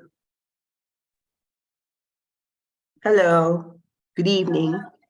Good evening. Thank you for joining us this evening for the update. Well, thank you for having me. So I'm the Indian Education Coordinator for the Mashpee Wampanoag Tribe. My name is Kitty Hendricks Miller, and we have updates for you. The tribal education is applying for a grant from the San Manuel Band of Mission Indians to work with cohorts of seniors for the class of 2024. I'm just going to go down my list that I was given. Falmouth High School students will visit the Indian Education Room at Mashpee Middle High School to learn more about opening a room of their own. It is described as a space where language and other Native coursework is held. Students can have lunch and be mentored by Native adults and receive cultural and academic support. So should I pause or should I just keep going? If anybody has questions. You How can does this keep work? going. We'll ask questions at the end. Okay, all right, thanks. This is the first for me, so. Okay, and the tribal education team will be visiting students at the Pathways Project at Falmouth High School, half of whom are Wampanoag, to begin working on a mural and provide services on an upcoming Wednesday after school program. I think it's program here. Okay, and we have some youth working with the Pioneers and our Rights of Nature Native Youth Ambassadors. The Herring are hiring. Youth Ambassador Fellowship is a paid fellowship for Indigenous youth wanting to create laws and policies to protect nature. So we want to give Herring rights. There's it's in process.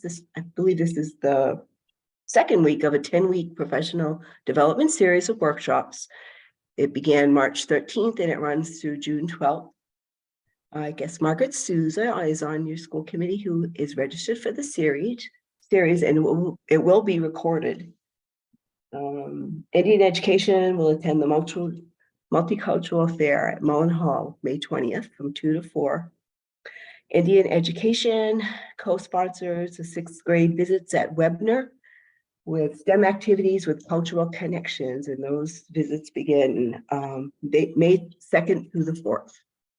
And we are presenting our second annual First Light Traditional Ecological Knowledge Workshop for teachers.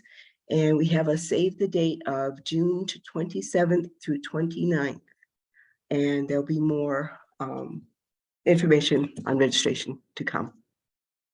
And we are hosting, the tribe is hosting the Born fifth graders for Wampanoag Field Day, and that's going to be April 10th and 11th. And that's what I have. Wonderful, thank you so much. Any You're welcome. questions? Kelly, thank you, that was a lot, that was a great list. I'm wondering if you can say anything additional about the mural that you mentioned. Curious.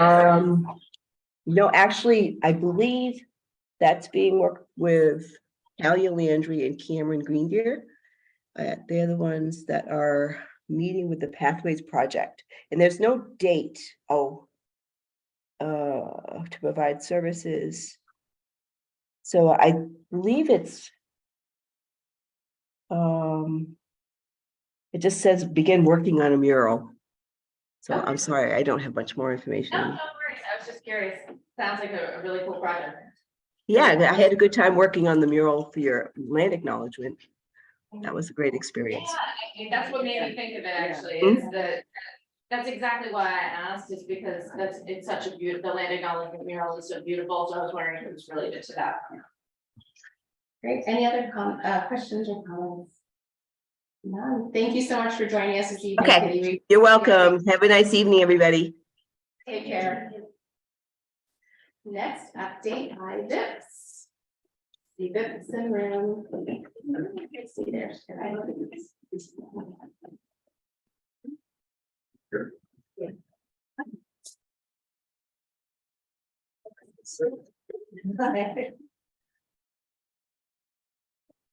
And I can talk a little bit about that mural because that's through Sarah and the Pathways. Thank you.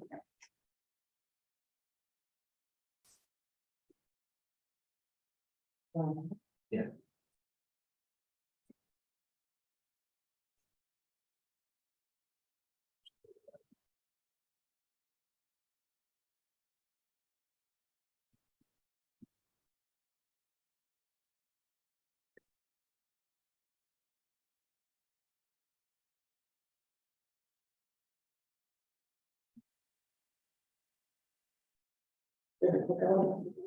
You have your presentation video?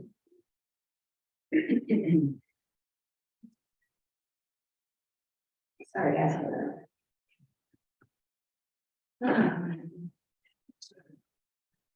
That's the video. Oh, that really was. I'm gonna start with the video. Great, thank you. Hold on a second. That's not-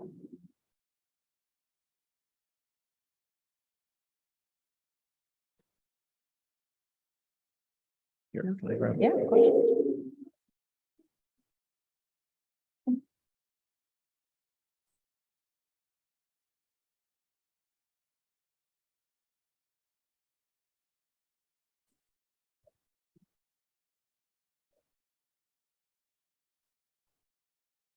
Yeah.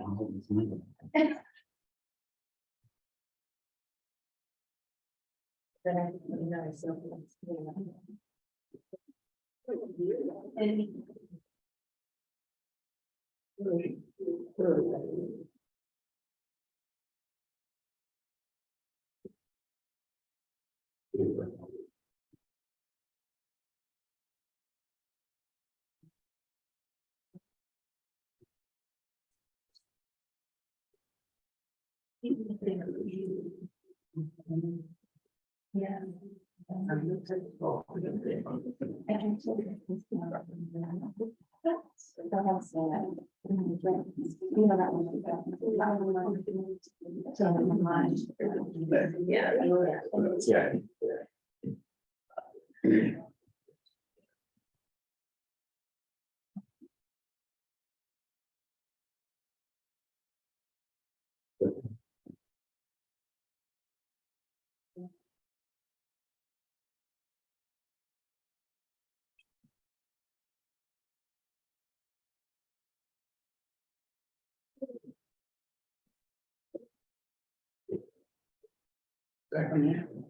Yeah.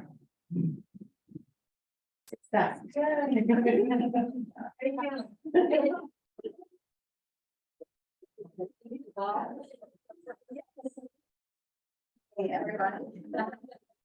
Tracy Braga, Executive Director for Falmouth VIPS. Thank you very much for your patience, especially at this hour. Have lots of VIPS people in the room, which thank you for coming. Thanks for your judges. So I'm going to show you the video, I think. Okay, well, listen. My kids I work with grow up a lot already, and I think I'm growing with them in my own way. It's something I look forward to every week. I like being with young people. It makes me feel part of the whole world again instead of just a little group of my own age.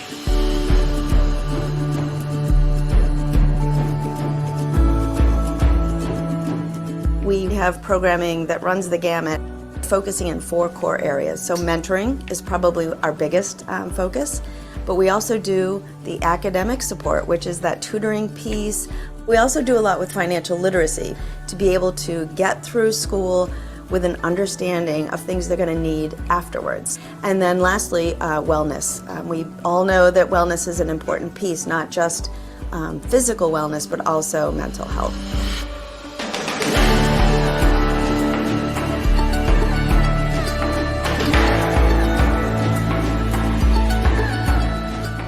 My role was, as an administrator of an upper grade school, I embraced the idea of having the community in the school.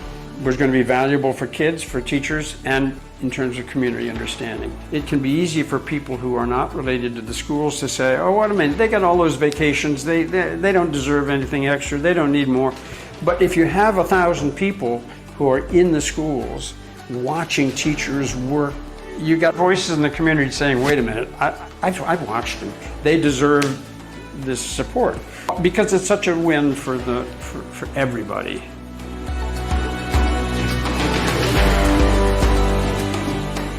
As a local business, that's what we're always trying to do. We really care about connecting with the community.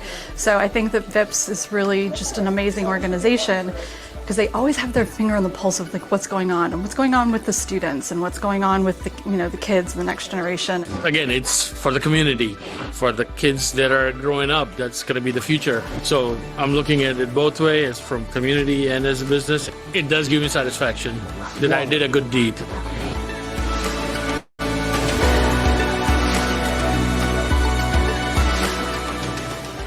I do because I enjoy working with the kids. I'm a retired college teacher.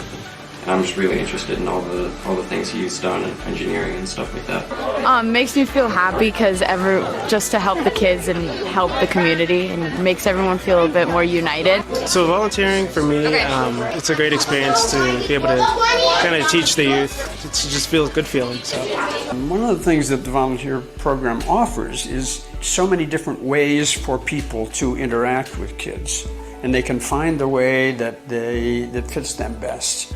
And so that careful organization and preparation of people has been very important.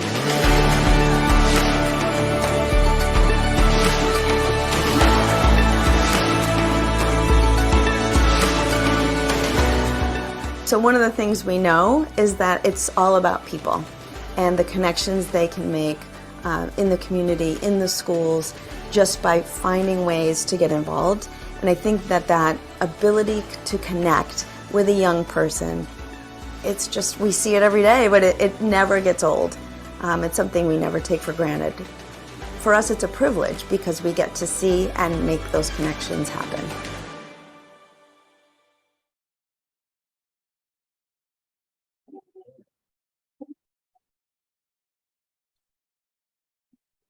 Experience working with Brian's program. So a little bit about this for those of you who may not know, which is probably no one in there.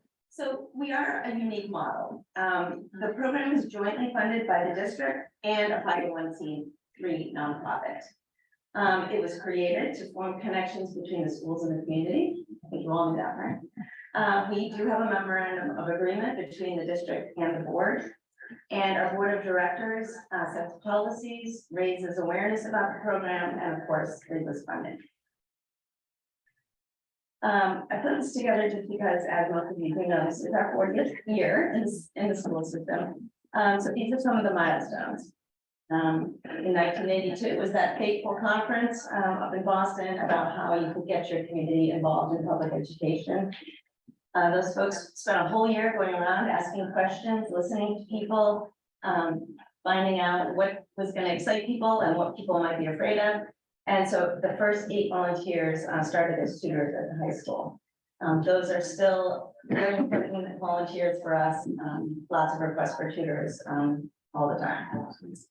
In 1994, we launched the school-based mentoring program, which has grown substantially. Lisa Morton is our mentoring programs leader. Phenomenal job.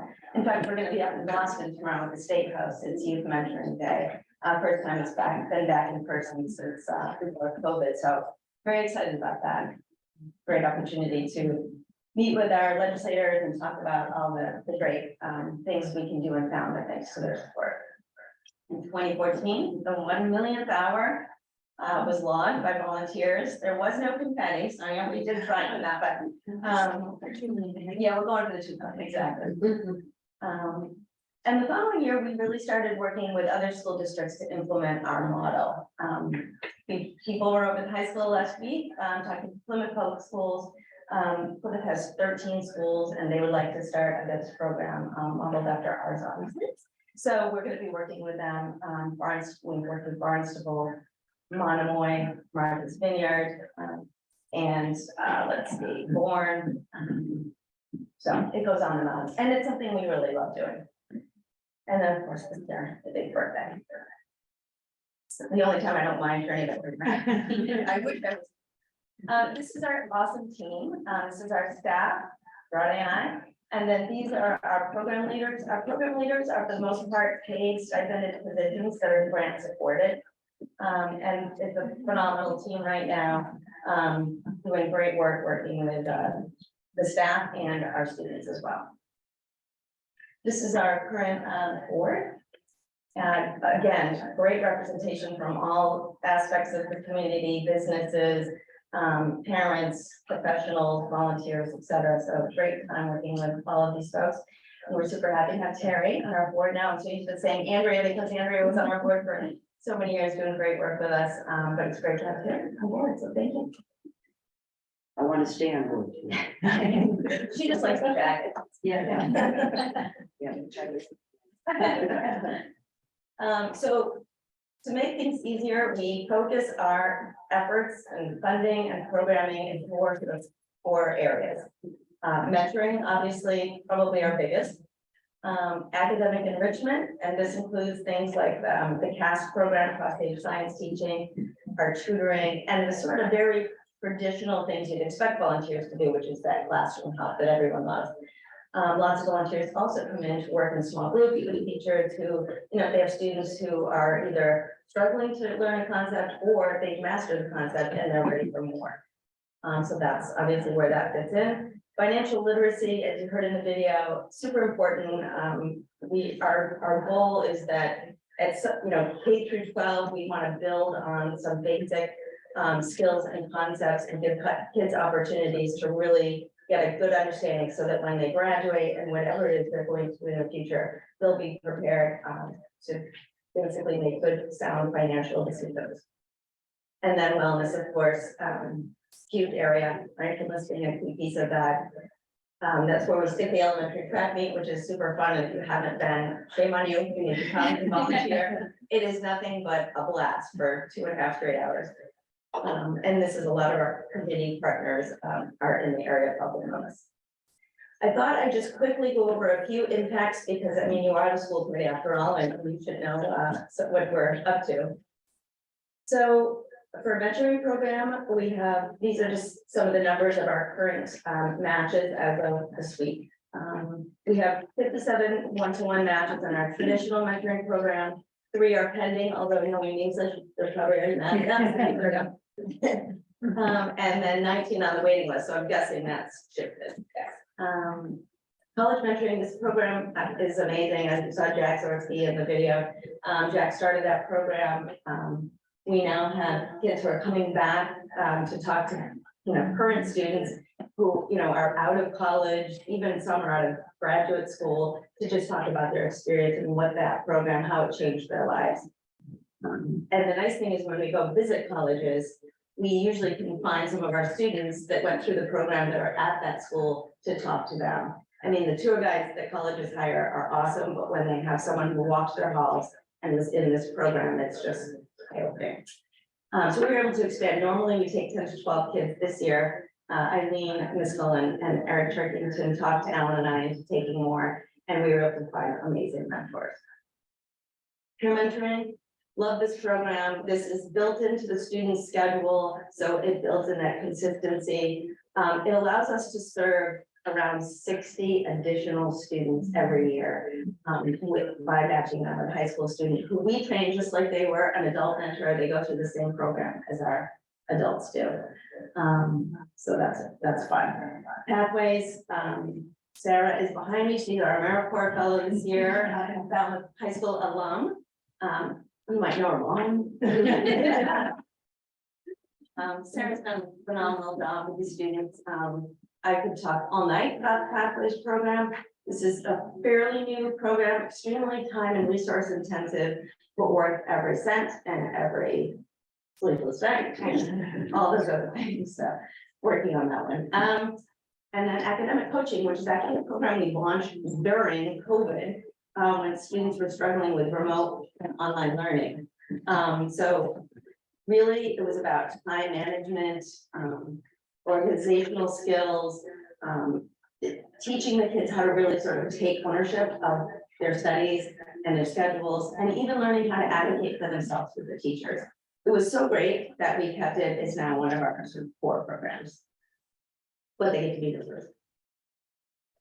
Academic enrichment. So tutors, again, this number is always fluctuating. As of this week, we've got 21 students who are working with tutors and 4 pending requests.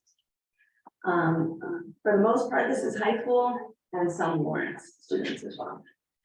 The CAS program for I don't know, I think we're on probably the 8th or 9th year of reaching every single 3rd grader in the district with CAS every year. And we get to involve about 60 8th graders that get to be the science buddies.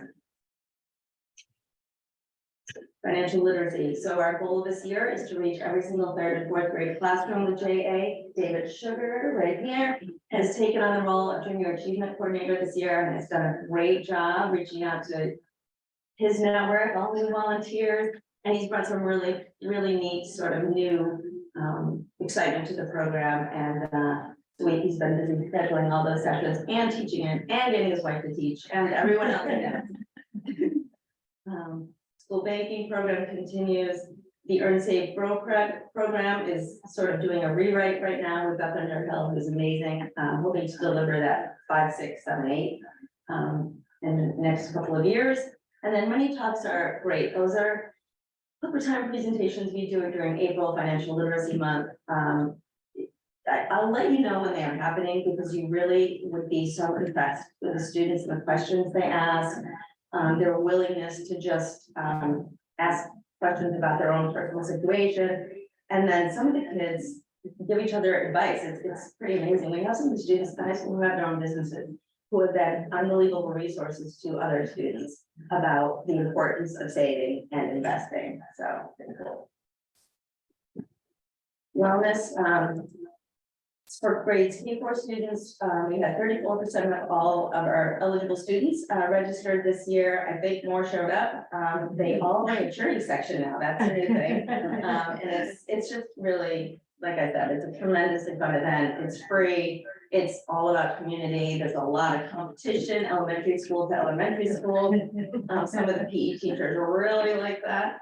So, but lots of fun, lots of smiles. Again, the mindfulness piece is huge, and huge thanks to Laura for all that she's done with mindfulness here in Falmouth. And then lots and lots of community partners. One of our new ones is the Companion Animal Dogs program this year. They have been amazing. They came in a couple of weeks ago for the Pathways program with 3 dogs. I think it was the first time, right? And their humans. And the kids just really connected. It was, I won't go into a lot of the detail about some of the students' issues that are in the program, but the connection that these kids made with these animals amazing. So then they came back last week and we had 7 dogs and their humans and invited additional students and staff to come see them, and the library was packed, so that was really fun after school. Community partnerships, obviously central to our mission, have been since day one and will continue to be. You've probably seen a lot of the photos for the Coast Guard folks. We have volunteers from all of the Coast Guard stations, from Rhode Island, Woods Hole, and Air Station Cape Cod. They're amazing. They love coming out. They're always asking me, what's next, what's next? So this is, to tell you about the money.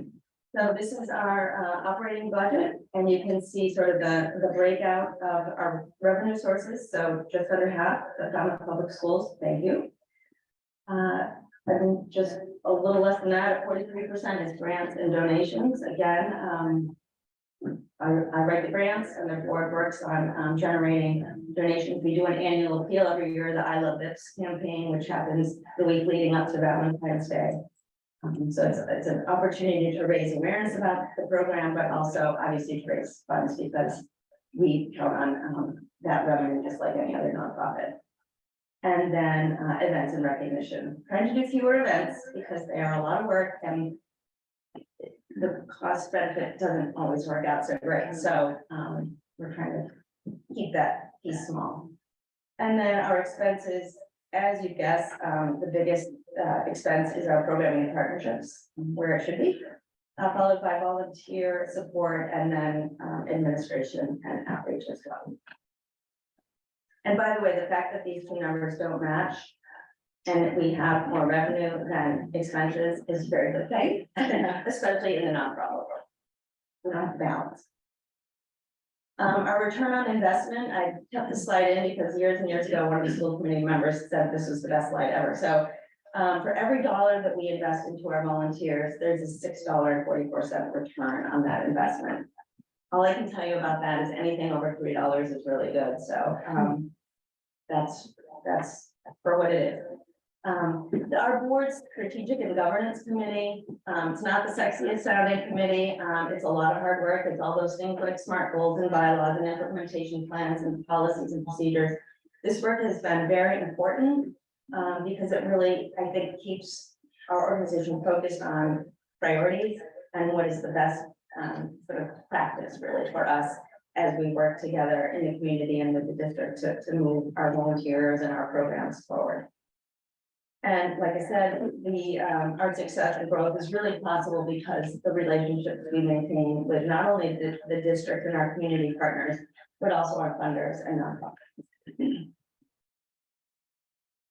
Some events of note, tomorrow, Youth Mentoring Day at State House. June 1st is the day that we will be presenting our student volunteers and scholarship and our Mentors for Success scholarships at the annual awards night. June 8th, save the date. That's going to be our big 40th anniversary celebration combined with a volunteer appreciation event. We're having it at the Flying Bridge this year. Apparently not everyone loves boats, but we're gonna do every other year on Island Queen and then somewhere on land. And that's where we'll be presenting our Volunteer of the Year awards. And we'll start taking those nominations probably in the next week or so. We'll open that up. So if you know of a volunteer, don't wait till the end. You can submit that anytime. And then, of course, our annual meeting, June 15th. That is the end. Great. So, yeah, we can take questions. Any questions or comments? Terry, could I just make one comment? Yes. Is there a form for reporting one's volunteer hours? Yes, thank you. I didn't even pay. There is one, I know that. So, I bugged my colleagues, but I fell off the job. I'll get back and bug them so we can get to the 2 million. Yes, please. Because you guys alone, probably. Like, and I remember that would also happen at the 1 million. Yeah. And I think it was you, somebody was on us. Yeah. It was Terry, like, get out of. Yeah, so I'll keep bugging them to get. So we honestly will take them anywhere. You can call Renee. Yeah. You can email us, you can fill out the form, we don't care. It doesn't matter. Whatever you want to do. How far can you go back? You start reporting. Oh, my God. It's never too late. We say that all the time with time. So if you never report it, you can go out with that. Yeah, seriously. For this Terry's meeting. Yes, I will. Any other questions or comments? Andrea? So seeing this is your 40th year, I just have to say that, you know, watching this program grow and develop, the work that you and Rade and the team that you have arranged around you, it has just brought this, elevated this program to a level. I know you talked about the other districts that are interested in our work. They're not just interested. They are amazed. They're jealous. They are just blown away by what Falmouth has. And we're just so lucky. And I just, you know, have watched what you guys have been able to do with this program and elevate it to the place it is now, where it gets recognition. Thank you. Team is well said, right? Yeah, thank you. That was very well said, Andrea. Thank you. Thank you. Thank you. Oh, and just real quickly, the Pathways mural is something that's, or the Wampanoag mural. So several members of the Pathways cohort at the high school are Wampanoag, and they saw Sarah Goulard's artwork hanging in the halls of Falmouth High School and asked her a lot of questions about the mural and wanted to make their own mural. So that's how that came about. And we'll also be doing a field trip to the Canoe Museum because they have that brand new welcome exhibit happening. So that's a field trip Sarah's going to be doing next week, right? Yeah. So in fact, if anyone would like to come along, I think it's going to be really awesome. Thank you, Mr. Great. Thank you so much for joining us. I appreciate it. Thanks so much.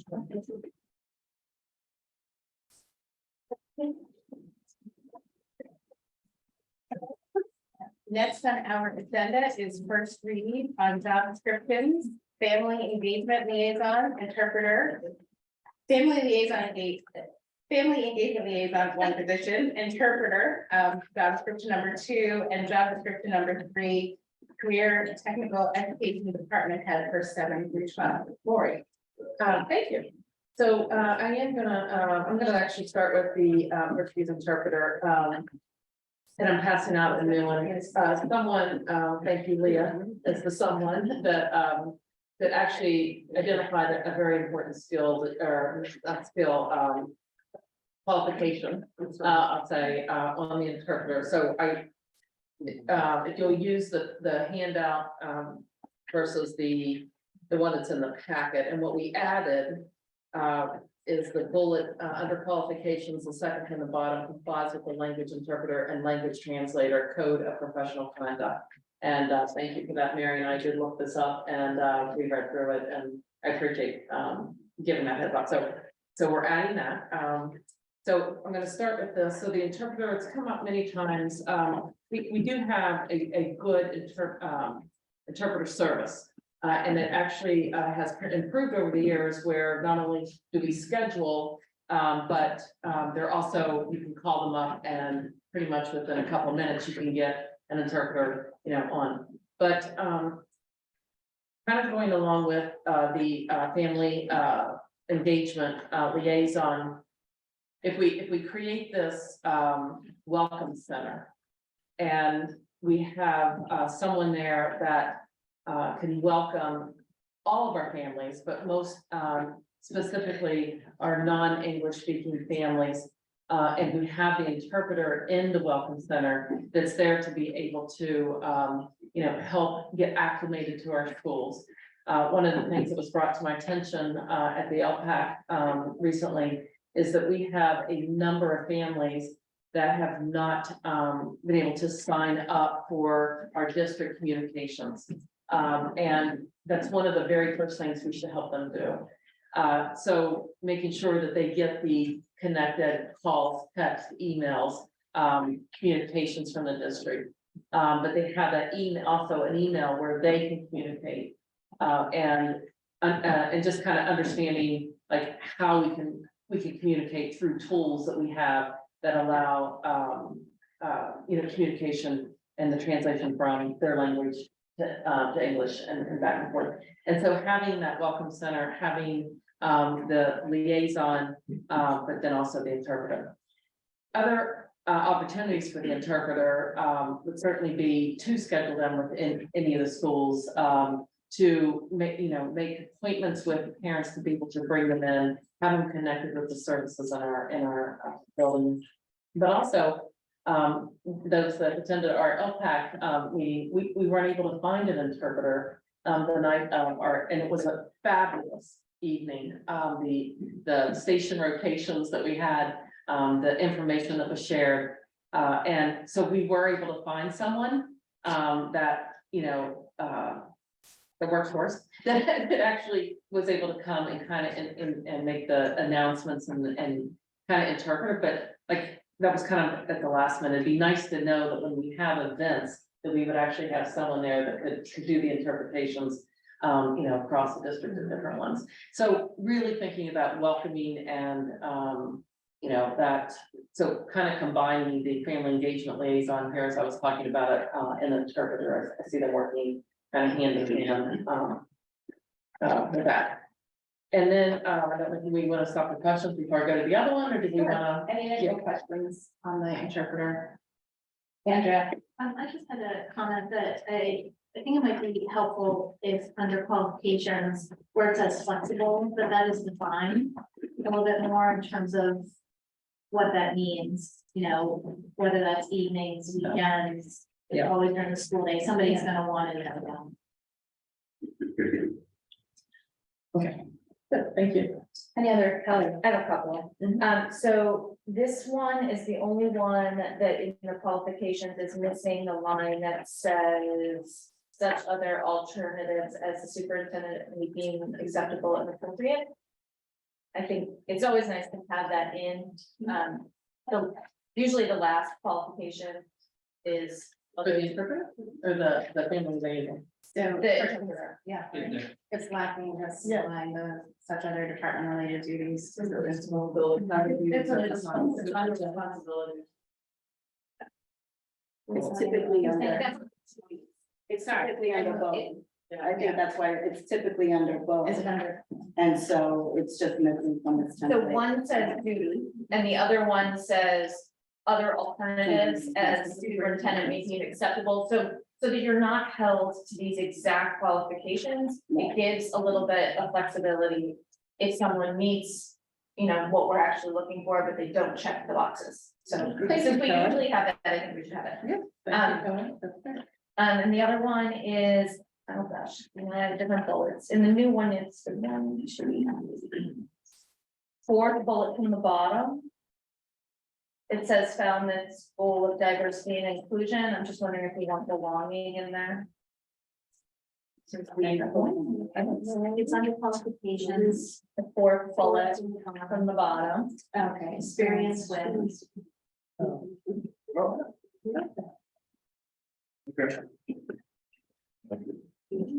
But do other districts have belonging in there too? I don't, do they? Yeah, no, I think we're unique. I think we're for that one, and I like it a lot. So I will try. I thought. Yeah, it's. in our, but we can guide them into our unique belonging. Yeah. Absolutely. That might narrow it a bit, I would think, to put the belonging, because the field out there isn't full of, or it doesn't have a lot of. Well, I think we're at, I know what you're saying, Terry, and I agree with you because we had that conversation when we were making the original job description, but because it says commitment to, I think as a district, we're really committed to the word belonging and the important meaning that brings. And so I think we should do it. Yeah, it doesn't say they need experience with diversity, inclusion, and belonging. It says experience with diverse populations and Oh, okay, I missed that. And commitment. I'm just saying, hand. No. Okay. Okay, I guess before on that one. The last one is that this is listed as a 10-month position, but in the family engagement liaison, it seems like it's an 11-month position. And so I'm wondering how that's gonna jive. If they're gonna work so closely together and the family liaison person is gonna be really setting up these appointments for registration and pre-registration and bringing people in. How's it gonna work if our interpreter isn't working at that time? And that's sort of a question. Yeah, no, because we kind of. The 10 versus 11 month. Or maybe they can. Both or either, I mean. Yeah, I don't, and it would make We sense. can to me align either them, way. we can I just sort of think it should either Let's align, just talk through and align them, is that? Absolutely. unless one is also gonna have like a per diem hourly kind of thing, if they get called, you know, I don't know how that's all gonna work out, but. To me, they're really closely related, so it seems that they would be working. Sorry. I just wanted to point out too, that we need to update the, EOE statement to reflect the changes that the school committee made to the student. We'll put it- right, yeah. Yeah. We can put this through the HR spring cycle to make sure that all those standard. I'll come back to you because Leah has her hand up. Yeah, so I'm wondering about the salary, so it's a non-union position. What does this salary look like and how will that be communicated to potentially people who might be interested? Where is there a scale somewhere that they could look at? Just thinking this is to get applicants for this job. I'll tell you, I'm not sure, I mean, we started some research around looking at it, differently, I don't really know what the job was. We have nothing to compare it to. So just trying to kind of understand, we're gonna have to do some more research to figure it out. And which we will do, if we get this, you know, if it's gonna be approved, and then we know over the next 1 to 3 years that we're gonna be able to, you know, fit this into the budget. You know, as I said before, during the budget presentations, and the night of our retreat. You know, I don't know when the budget's gonna allow us to happen, but if this is something that we can start planning for. You know, then we know, but at least within the next 3 years, we can make that happen, so. That also may make a difference. Okay. It's a full-time position, Yes, it's a right? full-time. So it comes with benefits. Yes. So I just think that needs to be out there too, that, and also kind of understanding how many hours a day, like, though it might look different. Because it is flexible, like, you know, this might be someone who's working a night and not working the day, but kind of getting a sense of are these 6-hour days or the 8-hour days. I think as much clarity as you can put around those pieces, it's gonna be easier to fill in. Thank the position. I have one more question. I also know that there are a lot of amazing multilingual people out there who might not yet have gone through an interpreter training. Would you be willing to put this to find the person to do a training? Okay. Absolutely. Okay. That's related to any other questions or comments related to the interpreter for the bill? Just to go on top of that, so that should it then state has completed the 25 hours or up to 6 months in the course, or be willing to complete by Yes. date. Yeah, great, thank you. Got it. Just taking notes as well. Okay, interpreter, Sue, Kelly, you had questions or comments about the family engagement liaison? Just one. Yep. Because I already have to think about the, sorry, I'm wondering about adding in the responsibilities, something about maintaining a list of community resources for to be able to provide to families who are new to the district. You know, simple things can be, it's a lot, you know, library cards and public transit. Yeah. It's just a lot of small pieces that just maintaining a current list of. And we had talked about that. We didn't get it here. I didn't think I was being original. No. Oh, no, it's not original. I mean, it came up, I appreciate you saying it, but it did make it in Yeah, here. I couldn't remember when we. Well, and it's also like health insurance, like, I mean, there's Exactly. so many wraparound resources. Any other feedback on the liaison job description? Before we move forward? I have a question, Yes. just, because you do want someone who's bilingual also in this position, Yes. so, this could potentially give you 2 qualified interpreters, right? So are you also looking for someone who's gone through an interpreter training with this? Sorry to lean on you. Yeah, I think that in the conversations we were having at the Learning Access Advisory, I think we went in and out of that, but we didn't settle. So the job description, was largely sourced from the ideas that were coming out of the conversation there. But I think that, I think it would definitely be an asset to have that right? And you might have 2 speaking same language or depending on how things go together, the candidates, who presented 2 languages. Well, yes, because this role is gonna be communicating with families, right? Right. So, you might not have a mad rush of registrations going on, it might be a lull, right?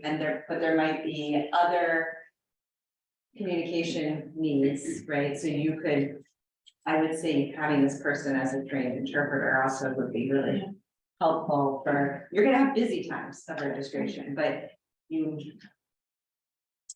So, okay, so can we just talk for a second about that? So we weren't sure that we'd actually find someone for the family engagement liaison that was bilingual. That was part of our conversation, which brings up someone that's trained to be an interpreter, right? That we would likely find that. So we don't know. If we found someone that was actually bilingual, right, both, then do we need both? Right, like if you find both in the, yeah, I mean, it's. So I was actually imagining that, we know we're not gonna be able to add all those positions at the same time. And so in thinking about them, whichever one ends up being filled first is then gonna end up doing some of the other position until the need grows to the point that we need both and we can fit both in the budget. That's in my mind, that's how I was making sense of how they were gonna play together. Terry, I have a big monkey wrench, which is other languages. I mean, I understand that we have such a Portuguese population that we serve, but what do we do for other languages? So we still have our, Bay State, interpreters, that we use, but these would be so easier to connect with and be able to connect with our families. So I still want that to be the welcome center for our families, but while they're there, they could actually access the other. The family thing is not really Portuguese, it's more new families in the community, correct? Is that how you see the family? Sorry, I'm not sure I understood. The family connection position. That's not a Portuguese emphasizing position, it's just new families to the district, right? Yes, new family, yes, but obviously there needs to be extra care taken to and making sure that our families that are non-speaking English. Some families can go right into a school and be able to register and know everything they're supposed to have and get set up. Not that the family liaison couldn't be a resource for questions and such, but we know that there's a concentration that we need to make sure that we're engaging our families that are non-English speaking.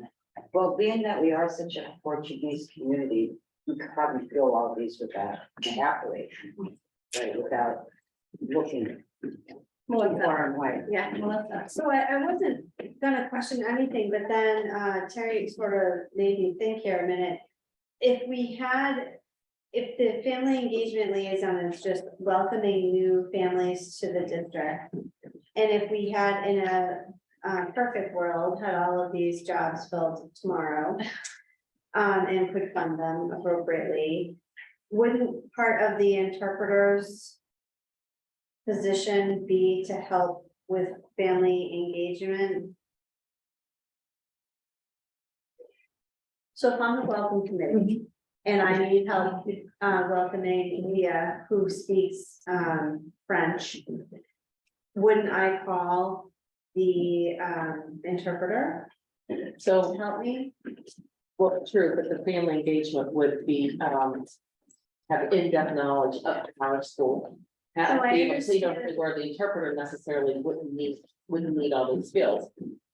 Right, their job, their expertise is just interpreting the language, but the family engagement liaison would know all the technical aspects. Right. So I And think all about- the forms that need to be filled out, so Sure. they would know that. So I think about my professional job and when I need to communicate with a patient or a family and they do not speak English and I do not, and even if I did speak French and I'm just gonna use Leah as my patient now, I cannot translate because I'm not a certified translator. And oftentimes, although family can translate, we try not to let that happen. So, so we call for a translator. So I don't understand why we wouldn't just call for a translator in the family engagement. Like why the engagement liaison has to also be preferred, an additional language, I guess. Helpful but not required. Yeah. Maybe that's Yeah. helpful, sure. Yeah, and we didn't put requirement. Just because I think, you know, if you look at the family engagement liaison job description, a lot of this is working with the English language development department and supporting students, families who are navigating a new system, right? So these are newcomers to our school, but also potentially to the United States. And I think this is just my opinion around this. I think that you could focus on getting someone who can have all of these skills, learn all of these skills to support the school in the family engagement liaison and be a certified interpreter and be able to see how that goes, to then see what your language needs are beyond that. And I think that would be kind of fiscally sound, but also would give you a kind of a dipstick of like, okay, this person has all of these roles and also is going and doing these meetings. Do we need to call in other people? How many people are we calling in for these positions? And does it still make sense to just contract with interpreters? Because you can bring in-person interpreters too for that. Contract with interpreters and then have one in-house person who really has this job, which is even a more professional job of that liaison piece. That I think you might get some really amazing applicants for this job. And then you could look at what are those other language needs. We could just, yeah. Feel like that was coming together through this one. And we do also want to discuss the career tech department head. Yes, so we, again, we've talked about this several times, so I don't want to repeat ourselves, but we are up to 8 CTE programs. We are beyond what other districts would consider before having a department head in this area. And so, you know, again, twofold, you know, if you have someone in this position, they can look for grant funding, they can oversee the Perkins grants, they can design surveys for our students and families on preferences of what the pathways are. They can look and apply for new pathways through DESE. They can, you know, really look at, you know, what we want as hands-on learning for our students and those experiences. We can grow the advisories because we know that when we can be out in the community and we can get the practitioners in on and grow our advisories to, you know, to include more people, then we're gonna have more opportunities for our students. We need to grow internships. We would love, Dr. Taylor and I were just sitting down at C today. We're going back around. I think I mentioned it to, you know, all the institutions in Woods Hole and greater Falmouth, but, you know, we were sitting there, we were talking about, and so everyone we've met with so far are open to having our students in for internships. And so we need someone to help organize that. Teachers are in their classes teaching. They, you know, it's hard to get out there and really develop that. And then just looking at the certifications and continuing to, in this realm, this pathway, what are those certifications that we can offer and help, our students be successful so that when they walk out of high school, then they have those. I'm actually gonna mention something else here for us to think about. The Upper Cape Tech is growing. They are building new buildings. They're building brand new buildings across the campus. Their main building is becoming freeing up more classrooms for the academics. And as they're growing and they have more space, they're accepting more students. We right now have just received that they are accepting 78 students, another 15 on hold. And we've never had that great of number. And as they grow, these opportunities, are going to grow. And I have said before, if we're going to have the same programs that are at Upper Cape, if we're going to grow our programs, then we have to be excellent at our programs at Falmouth High, and we have to do a good job to be able to kind of brand what our programs are. We have to start with our elementary need to share, give them experiences about what Falmouth High School can offer. And that also takes time, energy. I want to keep our kids that want to be in those same programs. And the Upper Cape Tech is great. I've been there several times to visit it.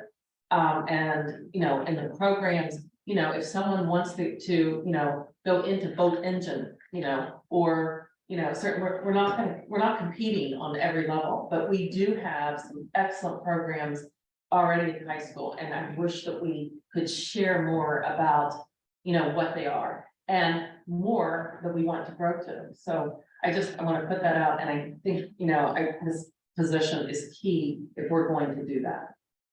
Thank you. Margaret. Yeah, I agree with you, but I also think that that'd be a wonderful place for them, where people who are already in the program to be able to bring students along and let them know what's gonna happen. I mean, it's definitely like having students talk to students. Oh, no, we absolutely want to do that. Then would be a wonderful way to do that, since they do other kinds of connections with. Any comments or edits to that job description, Kelly? This one really went like way deep. So the only thing I had, you actually just brought up, you said pursue other grant opportunities, and I think under responsibilities, there should be something about not just the Perkins grant, but looking for additional grant money to pay for expansion. And I do want to say that that's, like you said, I mean, I mentioned, how many students, we've got the report. I hope that in a couple months, I'm going to come back and that number is not going to be that great, because we are doing outreach to the families and we are going to share information about, Falmouth High School.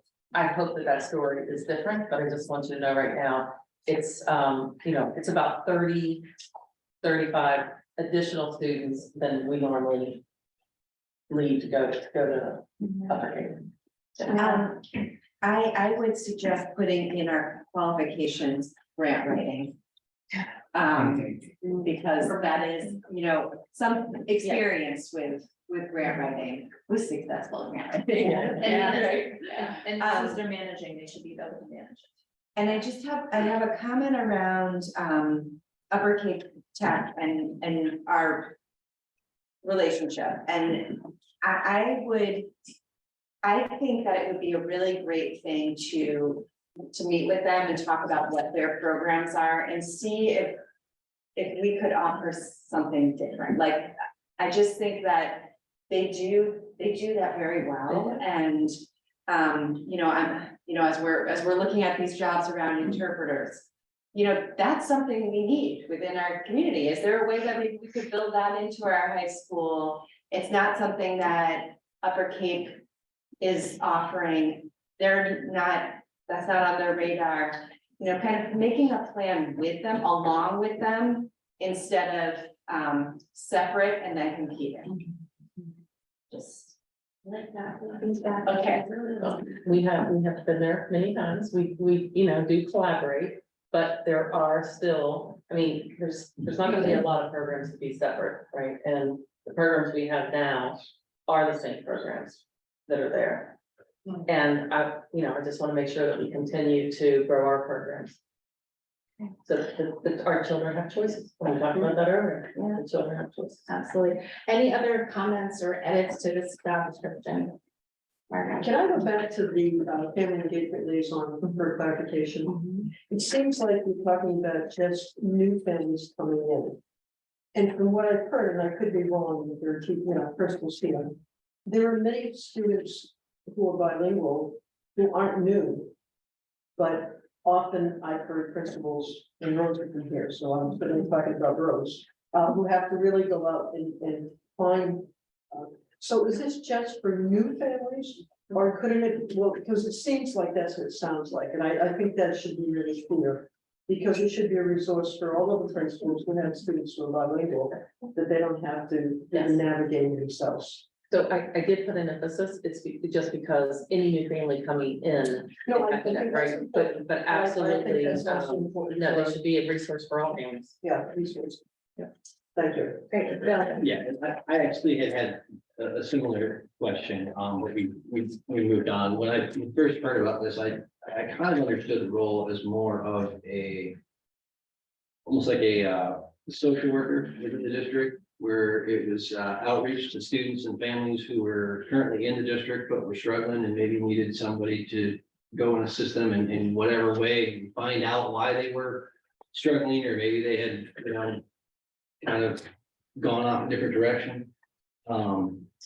And maybe that's still the intention, but reading the job description, it does sound like it's somebody who, once day one of school starts, anybody that comes in, it's their responsibility, but I don't really see what I thought we were gonna see in the outreach to students and families that were already in the district, but maybe needed additional. Well, workshop. So any final edits or comments for any of the job descriptions? Okay, so we will bring this back on the agenda for the April 25th meeting. The April 10th is right before town meeting. We will have time to have a conversation about that. So we will act on these job descriptions on the 25th of April. Next is to act on the bully prevention plan. We had a first read of the updated bully prevention plan during the last meeting. Thank you again to the policy subcommittee for really working through that. And is there a motion? And a second, okay. We're all here. That's very exciting.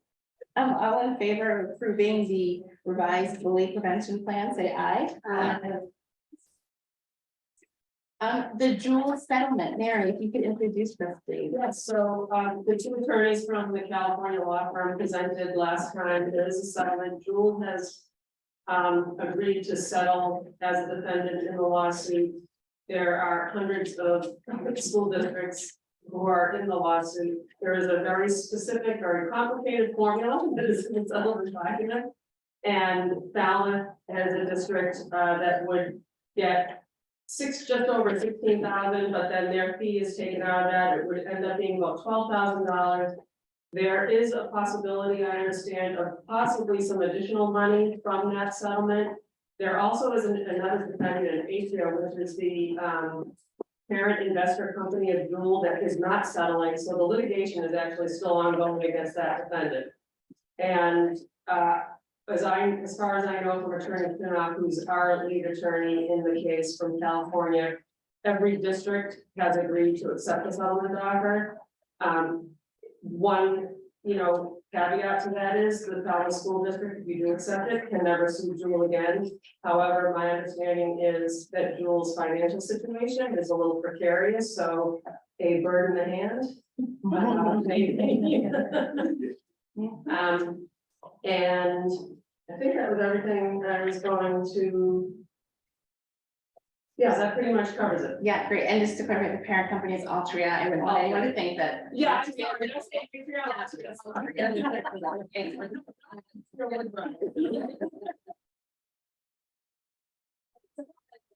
Question around the parent company. Altria. Can we still, do we have a lawsuit? Yes, they were part of it and they opted not to settle. Okay, So they were an original defendant, JUUL and Altria we sued them as part of the same lawsuit. so if we accept this, this is not That's impacting our Exactly, other, correct. okay. Great, and is there a motion? I'll make a motion. So, you just have to state the motion Oh, record. yeah, I Okay. make a motion that we accept the proposed settlement. Great, thank you. Is there a second? And all in favor, say aye. Aye. Great, thank you very much. And thank you, Mary, for all of your hard work on that. Yes. Next is to act on the Carousel of Right license for 2023. And again, we reviewed this during our last meeting. Is there a motion? I'll make a motion to approve the Carousel of Right. And a second? Second? Good. All in favor, or any questions? Seeing none, all in favor, say aye. This passes unanimously. Next is to act on revised superintendent evaluation timeline. So I'll turn this over to the evaluation subcommittee. Who's speaking on it? Terry. Okay, this, all of a sudden it dawned on us that we're gonna turn over 1/3 of the school committee at least. Hopefully not more than that. She says. Anyway, so we went back and looked at how, we did evaluations for many, many years, which we done before the election. So we thought this year we should really revise it and go back to that this year. In the meantime, we'll have another workshop, looking at next year's evaluation. But for this year, I researched and it is possible that departing school committee members can give their evaluations, but the process for voting on it gets a little bit hairy for the new members who may want to, have a legitimate part in it. But anyway, so if you, the evaluation subcommittee has dedicated itself to give a flurry of activities during that month of getting more evaluations, getting things to Lori, getting back. And I also realized along the way, we can have a special meeting that deals just with that. As long as you post the meeting, you can have a meeting, a school committee meeting. So I'm thinking we have the before the town meeting as a date that it's on the agenda. Maybe we can talk about rethinking that. But anyway, I personally feel like we really need to revise it this year. Okay, and just to clarify for the public, so the revised timeline would mean that evaluations are due to Terry on April 25th. And the presentation and vote of the summative evaluation would be on May 9th. So again, before elections. Since you presented it, would you like to make the motion? Sure, I'd like to make a motion to change the timeline by the draft that you all have now. Is there a second? I decided that. Great, questions or comments? Yeah, can I just say a couple more things? So I do want to point out that we have a deadline of observations coming up really quickly. So just to be aware of that. So thinking about over the next week, something that you've seen, or something you could get to see, or doing a write-up of, maybe some of the details that you've been taking notes on in the meetings. But I just want to point out that that's April 3rd and it is the 21st today, right? So it's coming up quick. I also just wanted to, as we really talked about this at length, it dawned on us that this is really happening. And I think for me, knowing that I'm not going to be on the school committee after May 16th, kind of like, what does that mean? But I know that, and why we had this timeline for so long was because of this, because we do turn over, we have the potential of getting 3 new school committee members every year. So that's a third of our committee, and just, kind of being cognizant of this in the future, that it's, it might be this year that we have it a little bit more obvious that there are people who won't be on the school committee, and we don't really know how elections will turn out, but we always have the possibility. So I would put out that this might be a timeline that you do want to abide by in the future too, because we did thoughtfully think about this in the past, and this is, Yeah, well, it's a living doc. I think we should think of it as a living document. We always want to improve and remember that one of our main goals as school committee members is to give a fair evaluation.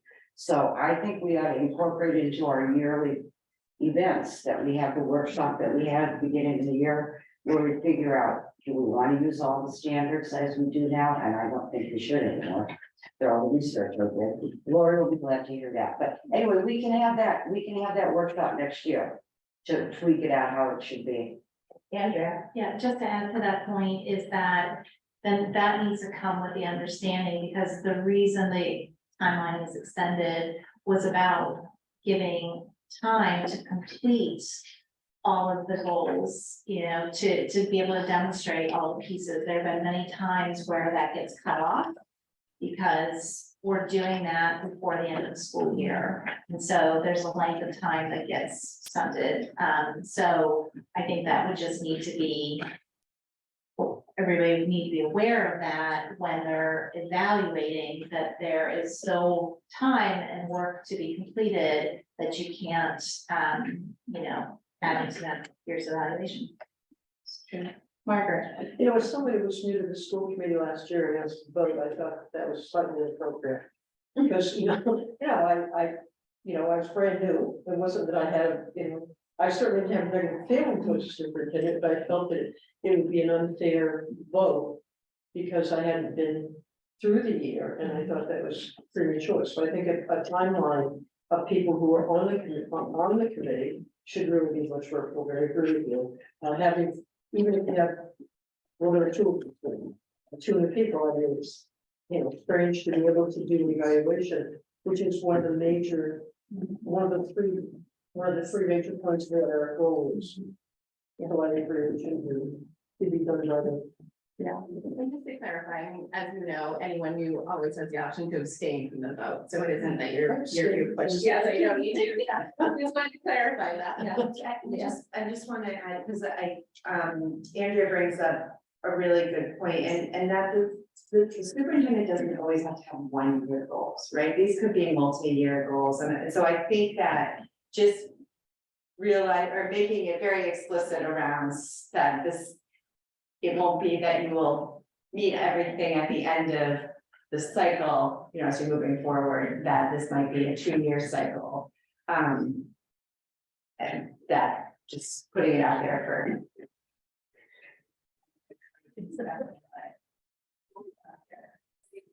Any other comments?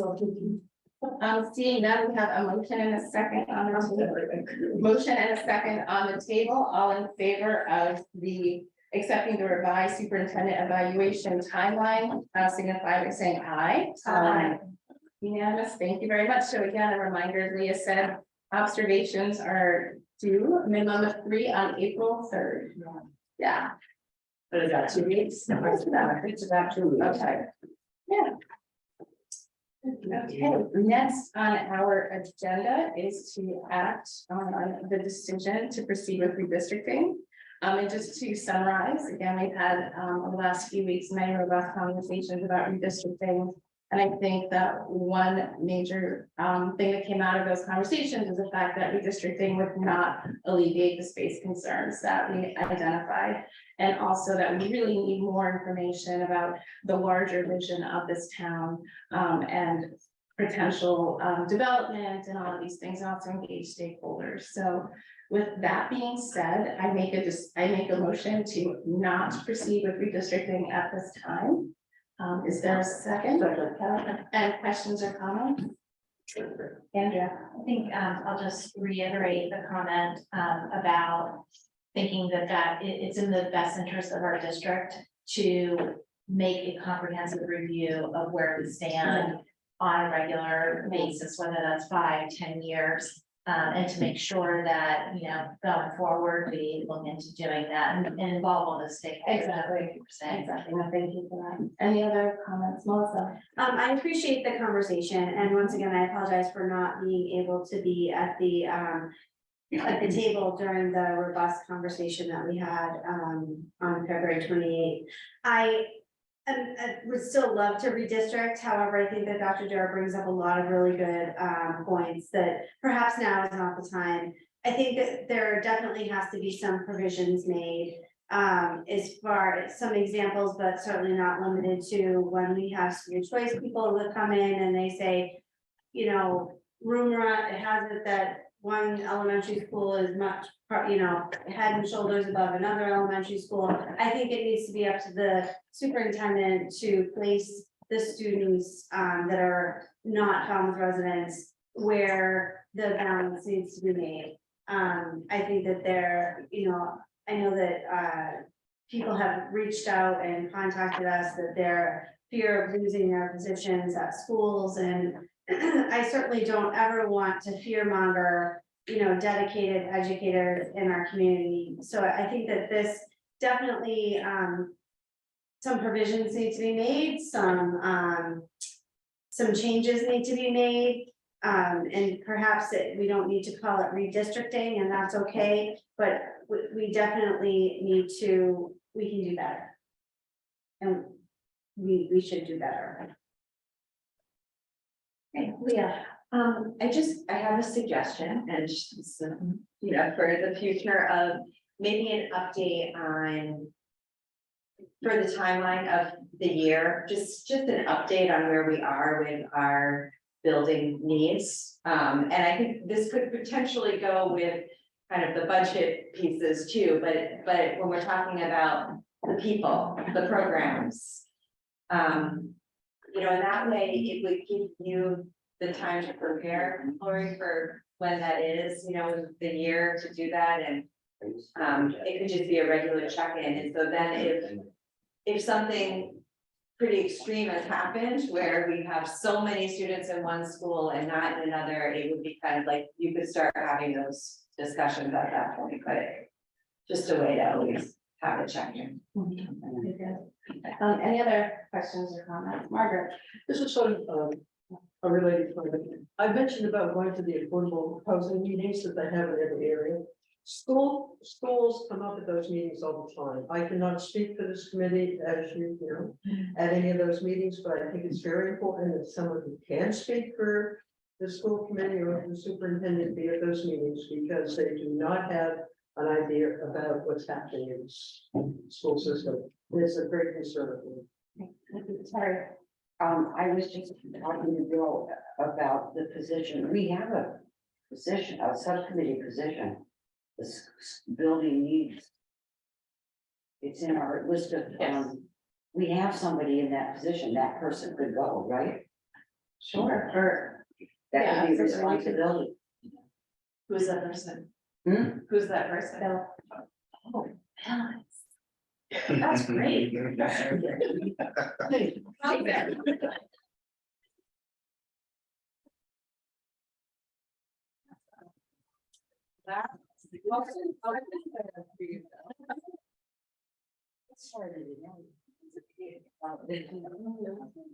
Any other questions or comments?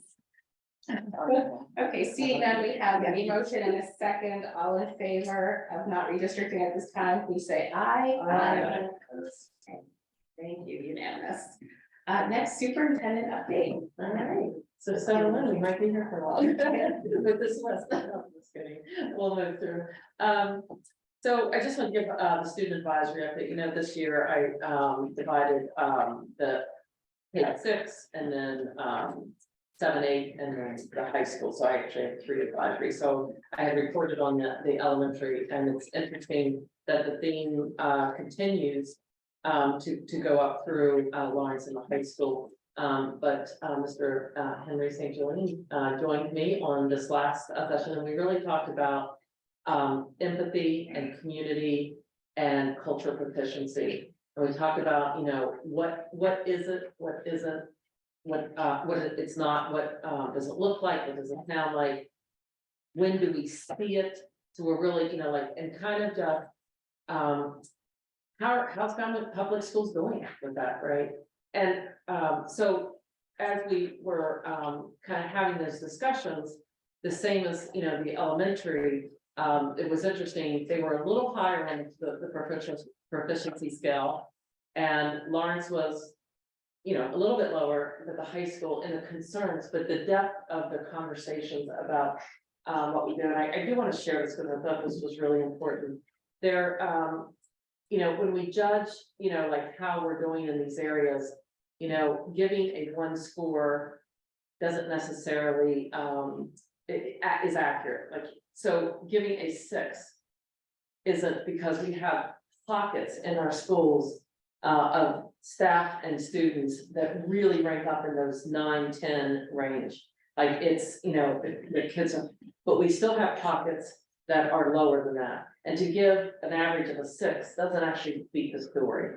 And so it's good to hear them, you know, give us feedback, and we know we have work to do that we're going to continue. The other theme that carried through all the grade levels was, you know, we want to learn more about different cultures. And they keep pointing back to the Wampanoag drum and dance presentation that we had. And the students like that, they felt like they learned so much by participating. And they want that from lots of cultures. And they want learning in the classroom within our curriculum to learn about culture. And that feels really good, right? I mean, this is what our students want. And you know, so we will continue. We're on that journey, we're on that path. You know, Sonia through the curriculum and all of her folks and Henry and we're doing that, but I think we gotta continue to listen to our students about what's important. Laura, can I add one little thing that was mentioned? The young lady who was here from who works with the 12 students.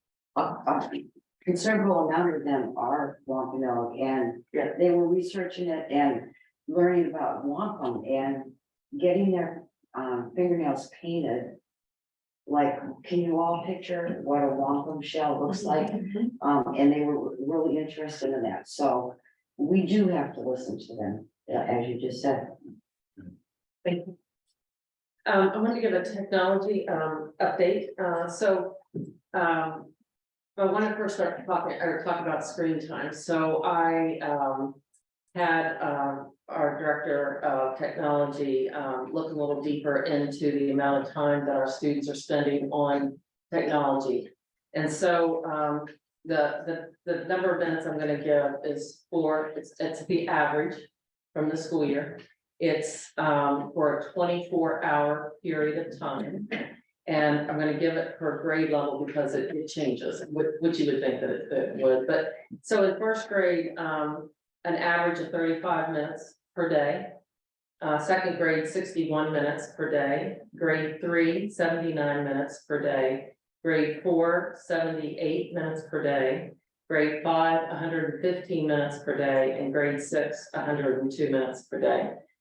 And as I started doing research, it's really hard to find literature that actually tells you how much is the right amount for schools.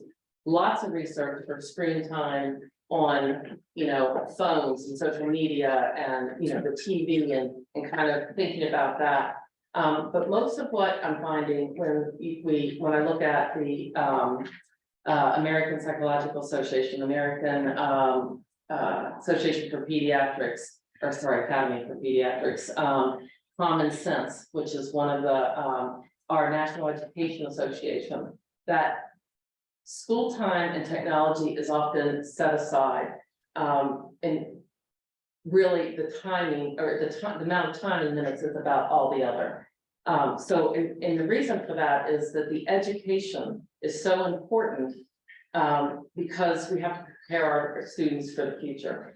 So I couldn't get a lot about actually saying how much school time. As we said, students learning how to use a Google Doc is much different than if they're on Snapchat, right? Or TikTok or the social media piece. And so, but with that said, you know, I don't know what anyone's expectations would be, but I'm looking at this minutes, and even clear up through 6th grade, we are under 2 hours at average at all, and well below in most grades. And so, and I think that speaks to our vision. that we have set out. We do not want students to be on technology for the sake of technology. That has never been what we want. Hands-on, we want collaboration, we want interaction, we want to socialize our learning. We want kids to problem solve, to think deeply, to think critically, and to have that say in their education and to be able to have those choices. Technology is a tool that students need to know how to use. Our MCAS, our high stakes testing every year, we have to have some use of technology because kids are expected to be able to complete all of their assessments online. And so we do need to use that as a tool. We were talking today, we're constantly looking for opportunities for our students to be able to use technology in creative ways. When we think of, when we say we want technology, we're thinking of how does it enhance the learning? How does it improve the current activity? And we were at sea and we were talking about an opportunity that kids, they have 40 years of data on collecting plastics in the international waters. And they actually can come, share that data with our students so that they can analyze that data, manipulate that data, and be able to do something. That's the kind of things that we want to think about. So we may read about what's happening in our waters, right? In a book, we may write about it, but we may need the technology to actually look at that data and be able to analyze that because it's a more efficient way to do so. I look at, many of you took the tour at the high school and we have Ryan's TV, tell me what the name is. The TV studio, thank you. And when you look at the technology they have, and the students are out filming, right? But they bring the film back and the advanced work in editing the films, getting it prepared, being able to upload and do a morning show at the high school. That's what we talk about when we want technology. And so the other using, being time on the Chromebook is a tool. It's one tool and strategy that kids have to be able to advance. It's also brings about the equity piece for us because sometimes students need the additional tools to be successful. And some of our students, writing may not be to be able to write notes or to actually to do their writing, but some students can actually be able to keep up with a teacher's lecture if they actually can type them. There are, when we think, I know I'm giving you lots of ideas, but I promise I won't go on all night, but you think about, you read a story, we could just put that book on and tell them to read it, but that's not what we're doing. It's not about substitution. It's not about taking your worksheet and then put it on the computer, or taking the book and just reading it on the computer. But you read a story and now it's just so available to connect with the author that you can actually research and learn about the authors. You can understand that the story, where it came from. You can actually communicate with the authors and they'll tell you, and you build that language, the language that they use in the story. They can actually build their own language by having that interaction. So there's, we look at how can we enhance, how can we be deliberate about how to use technologies. So the question came up about digital convergence, right? And on the surface, you think about that, it's like, okay, are we moving to online? And that really isn't it. So the conference on the digital convergence and what digital convergence is about, I mean, outside of education, it's your smartphone, right? I mean, you pick up your smartphone and you can do everything on it now, right? You can have navigation, you can, you have the internet, you can listen to your music, you can text, and by the way, you can still talk on the phone, which, is original. And so all of that coming together is that convergence piece. And then for educators, we have to think, okay, kids have that at their fingertips. How do we think about, how do we use those type of tools in the classroom, but enhancing our traditionally excellent strategies that our teachers have used over time? And so at the conference, it is, we don't have to go for professional learning if we're just gonna take a worksheet and put it on the computer. I mean, that's easy to do. But the conference is actually bringing very thoughtful educators across the country that want to do better, that want to think about innovation, want to think about how our standards are, and then how we can use the technologies to actually enhance the experience that the students have in the classroom.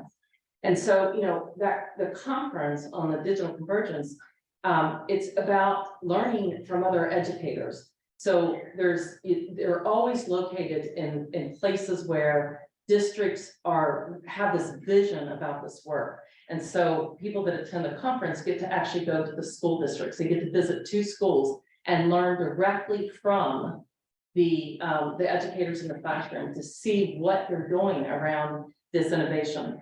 And then they spend a day of learning. So educators across the country come together and teach other educators.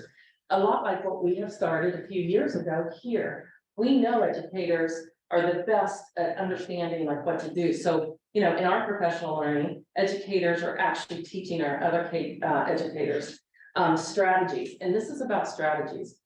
And so it's really trying to think deeply and deliberately about how we're using technology, which is really a step beyond just a substitution, which is not what we want in the district. So, so modern teachers come back, and I really want to talk about that. Modern teacher is not a program, it's professional development. It is a thought partner. And so people that are engaged, they don't tell you what to do, but they make you think about, what it is that we need. And an example here is the portrait of a graduate. So every district across the country, that is what we're supposed to do. Certainly in Massachusetts, it is every district is having to develop a portrait of a graduate. It was part of the NEASC accreditation process when they came in to audit our high school and to provide feedback and recommendations. And part of that process, so when we talk about modern teachers, they're not telling us what to do. They're telling us how to think deeply about the decisions that we're making. And that thought partner is really important. And so that's how we came up with charting the course to graduation. And not just starting at high school, but what does it look like starting at kindergarten? And so, so we have the Clipper experience, right? I mean, I visited one of the elementary schools, and to see the kids being able to know what C means, it's creative, right? And to see what L means, it's the learner. To see what I means inquisitive. And then the day out, so they reviewed those and they were up to the P and the P, participant and partner. And the 4th grade, they got up and they did a dance, partner dance.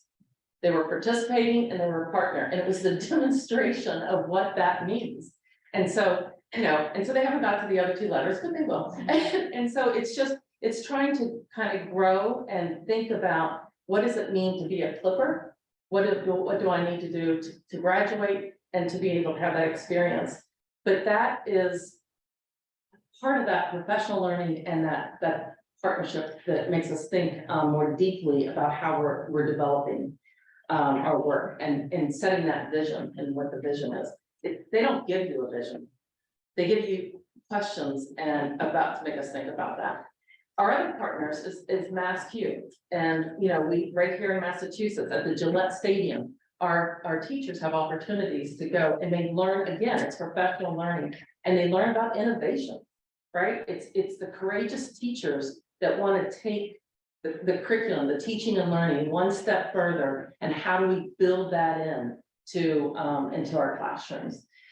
We get the Marshall Memo. Kim Marshall is a resident right here in Massachusetts. We get weekly updates. Always there is something about teaching strategies. Certainly the great traditional strategies that have stood the test of time. Other strategies that have new twists and new strategies that really meets the needs of today's children. You mentioned the quote that they had said, right? I mean, we have to think about how are we preparing our kids for the future, for jobs? We don't even know what's gonna be of those jobs. We don't know what those developed technologies are gonna be. But it's that critical thinking skills that we want to teach with, our kids. And that means working together, collaborating, hands-on, having our experiences. And we live in the richest community. And when I talk, I'm resource rich.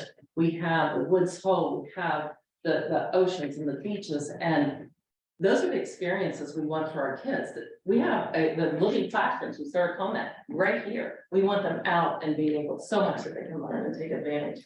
So I guess I wanted to, to kind of go through where kids aren't on the computers all day long, to come back to my screen time.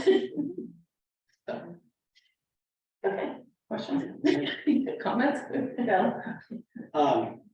You brought up that quote, and I was actually gonna bring up that quote again about needing to prepare our students for the future and not our past. And, I completely agree with that. And, I work for a tech company that's turning an industry completely upside down by utilizing technology rather than doing things the way we've always done it.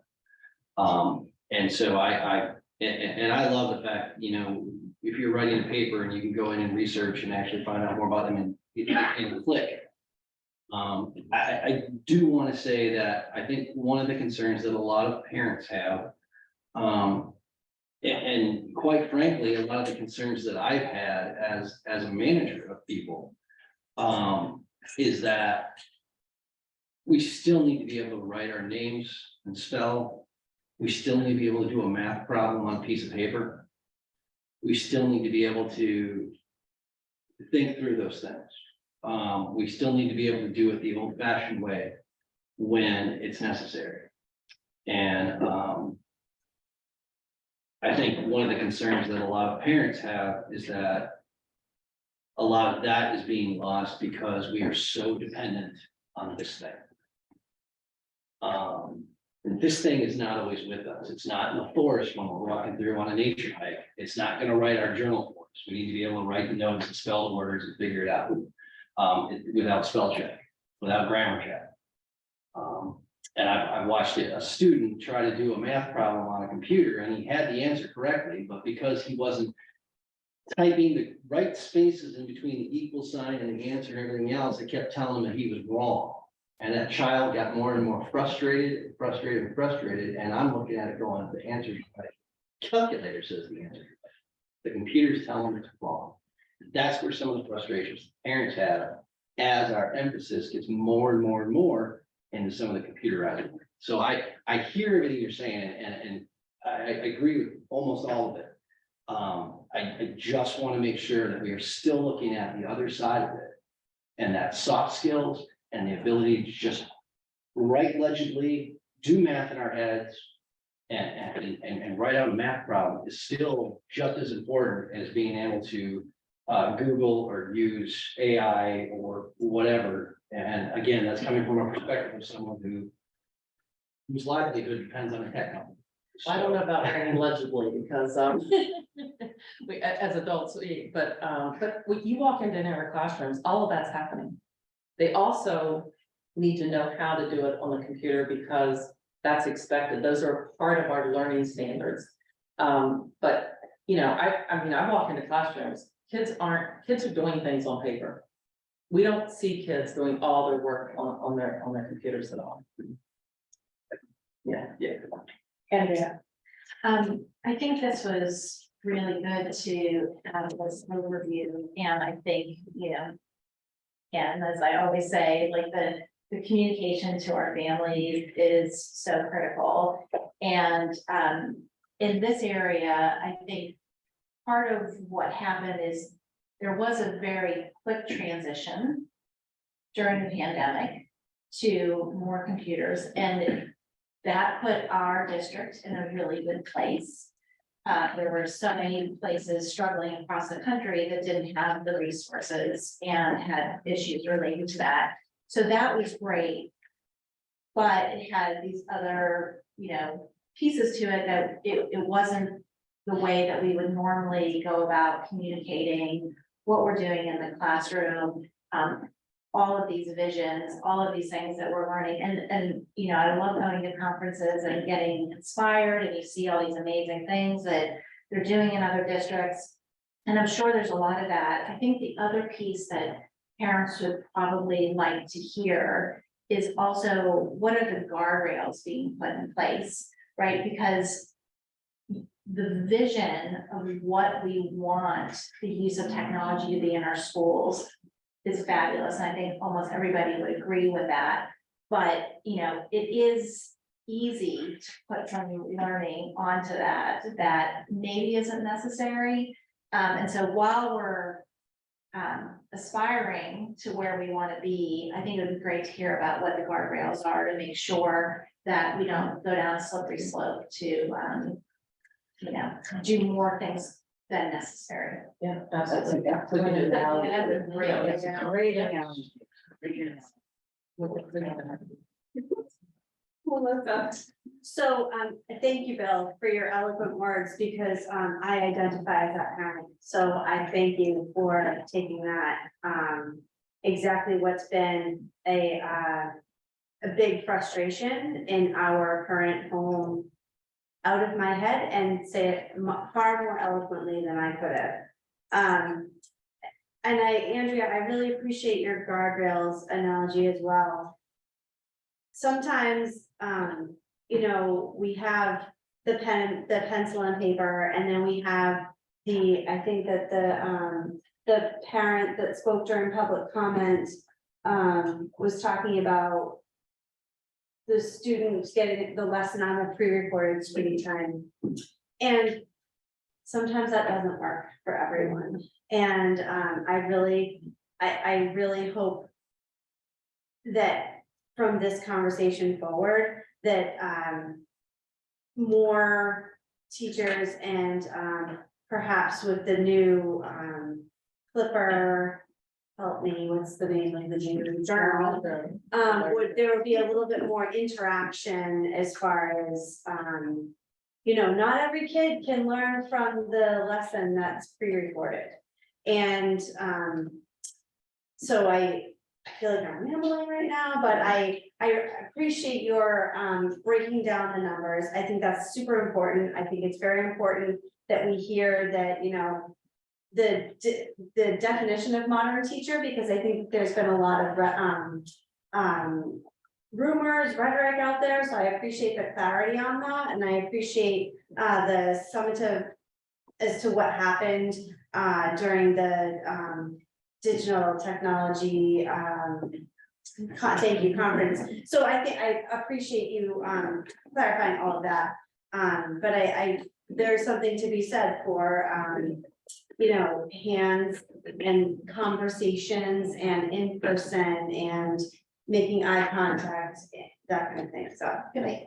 Go ahead, sorry, I just wanted to, if you don't mind. Sure. Okay, no, and I think that what you just said, as a direction in this district, we don't want teacher videos to replace the teacher directed instruction, right? We want whole group, we want small group, we want individual, but we still want that whole group. And so, so some teachers may be using video, but it's as a support. So, you know, you might do a video on long division, right? Sorry, not using fractions, but I'm gonna do long division.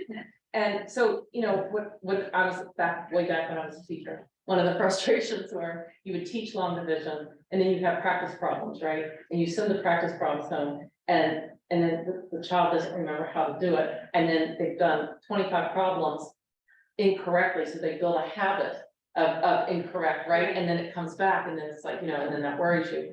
But having a very quick, you know, so I go home or at school and you just a very quick flip that actually explains it, you know, that piece that doesn't take away the instruction, right, from the teacher. And I don't see that happening in our schools. I think that we still have that, but we may have videos to support that learning.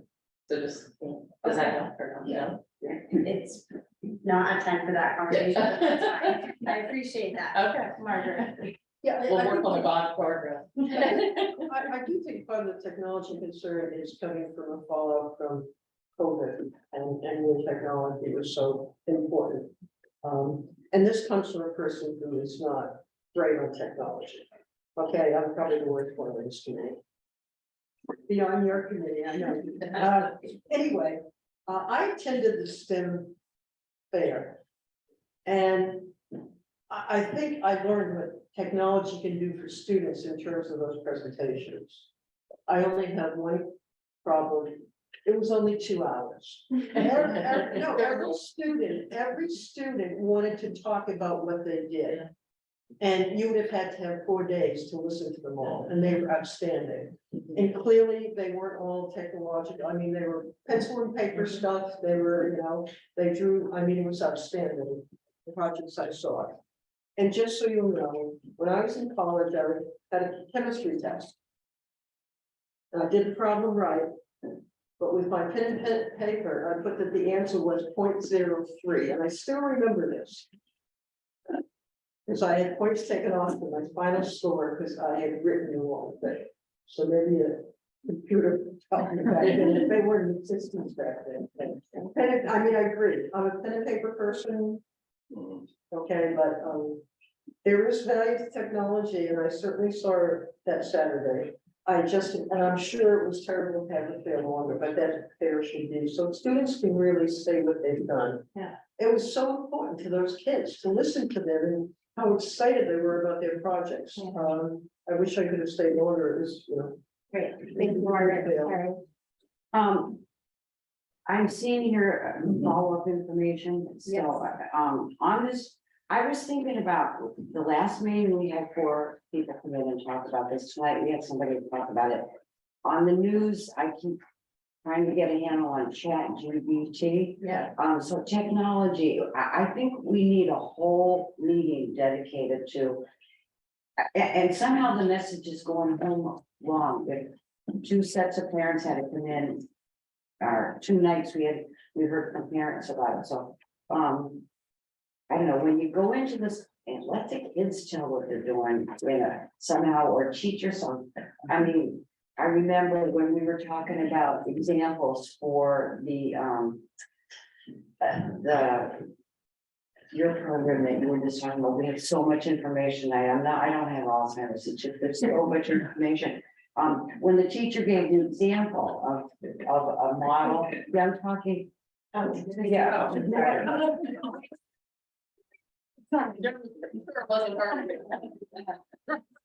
Your colleague gave some examples of the standards, pointing out these different things, which is what Leah had asked about too. It was easier to understand, you know, how it was rolling. Because anyway, so I just think we need a major meeting about this because It would be very exciting to have teachers and students about what they're doing. Yeah. It would be all right.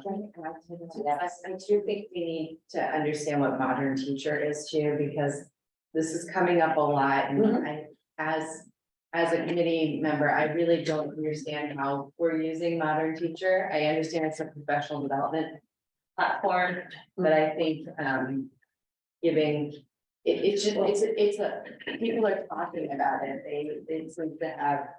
I mean, we can include all of it, modern Yeah. teacher, digital convergence. Yeah, just an explanation of what modern teacher is and how to just confuse things. Do a good job. Like, Really, like, what does it okay, look so like? can I just say the platform, during the professional development that was on the platform, modern teacher put together, training for teachers when we had to shift, right?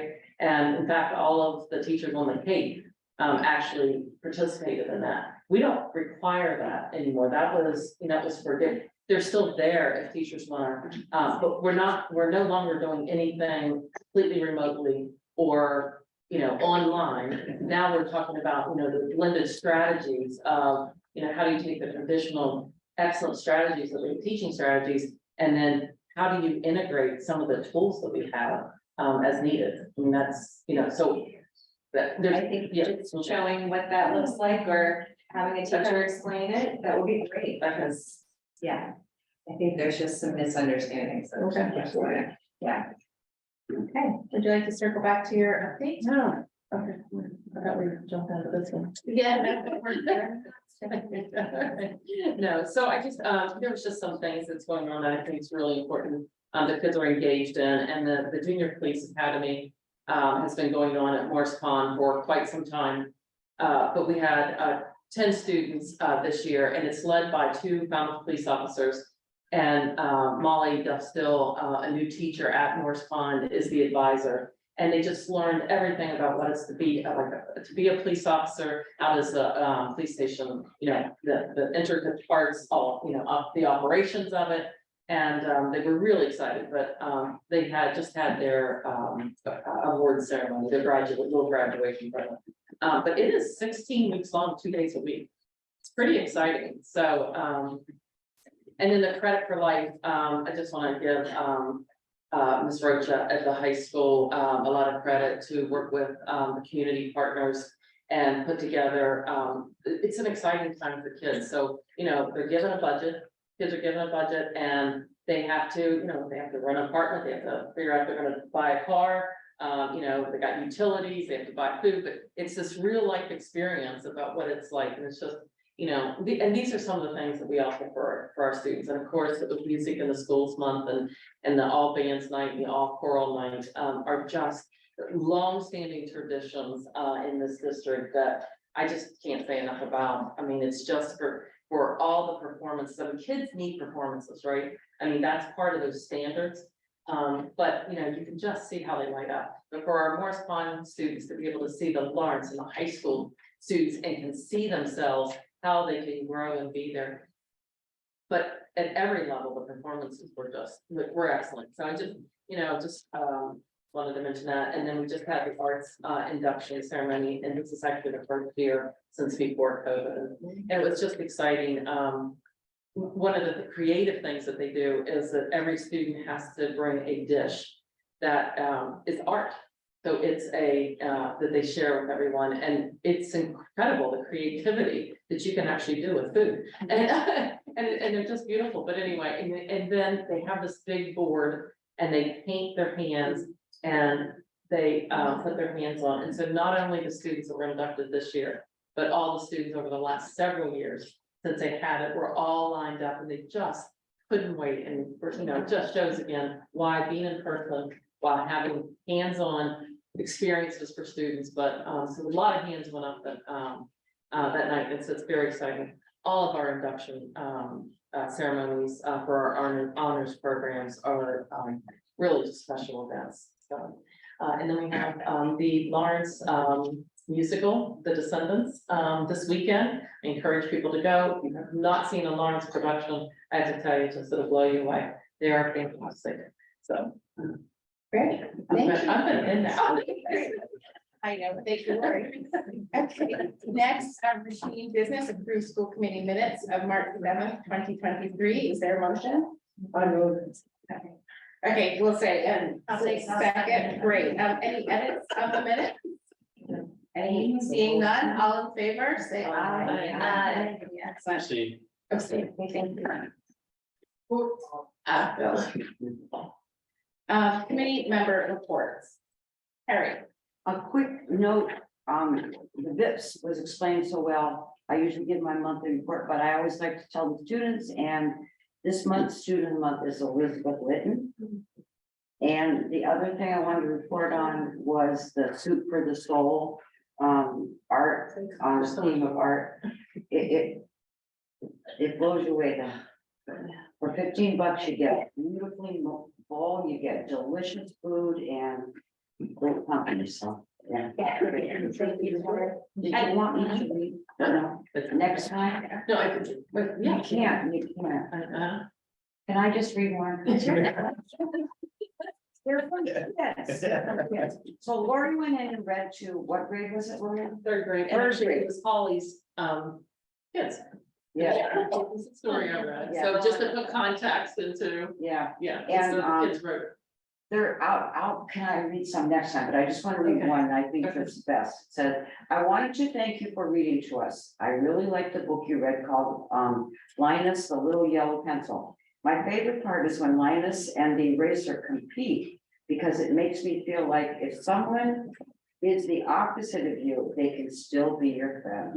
Right, see why I had to read that. Yes, really thank you for being there. I had a great time and this is from, Bolton. Very nice. Okay, Thank so you. wasn't that worth the extra minute? Yeah. We all set the visual. Yeah. Any other committee member reports? Kelly? Contract negotiations is ongoing. I know you're shocked, Thank you. but it's still going. Yes, it is. Any other updates, Melissa? So I don't really have an update, but I just wanted to mention dependents, you can get tickets online, not at the door. And you can choose your seating. So please go see Descendants and order your tickets online, and it will be Saturday at 2 p.m., Saturday at 7 p.m. and Sunday also at 2 p.m. Great, thank you. Any other committee member reports? Okay, follow-up information requests related to the presentations this evening. Beyond the tech, are there any other follow-up information requests from presentations? Okay, seeing none, is there a motion to adjourn? Motion to adjourn. Second. Okay, why are you?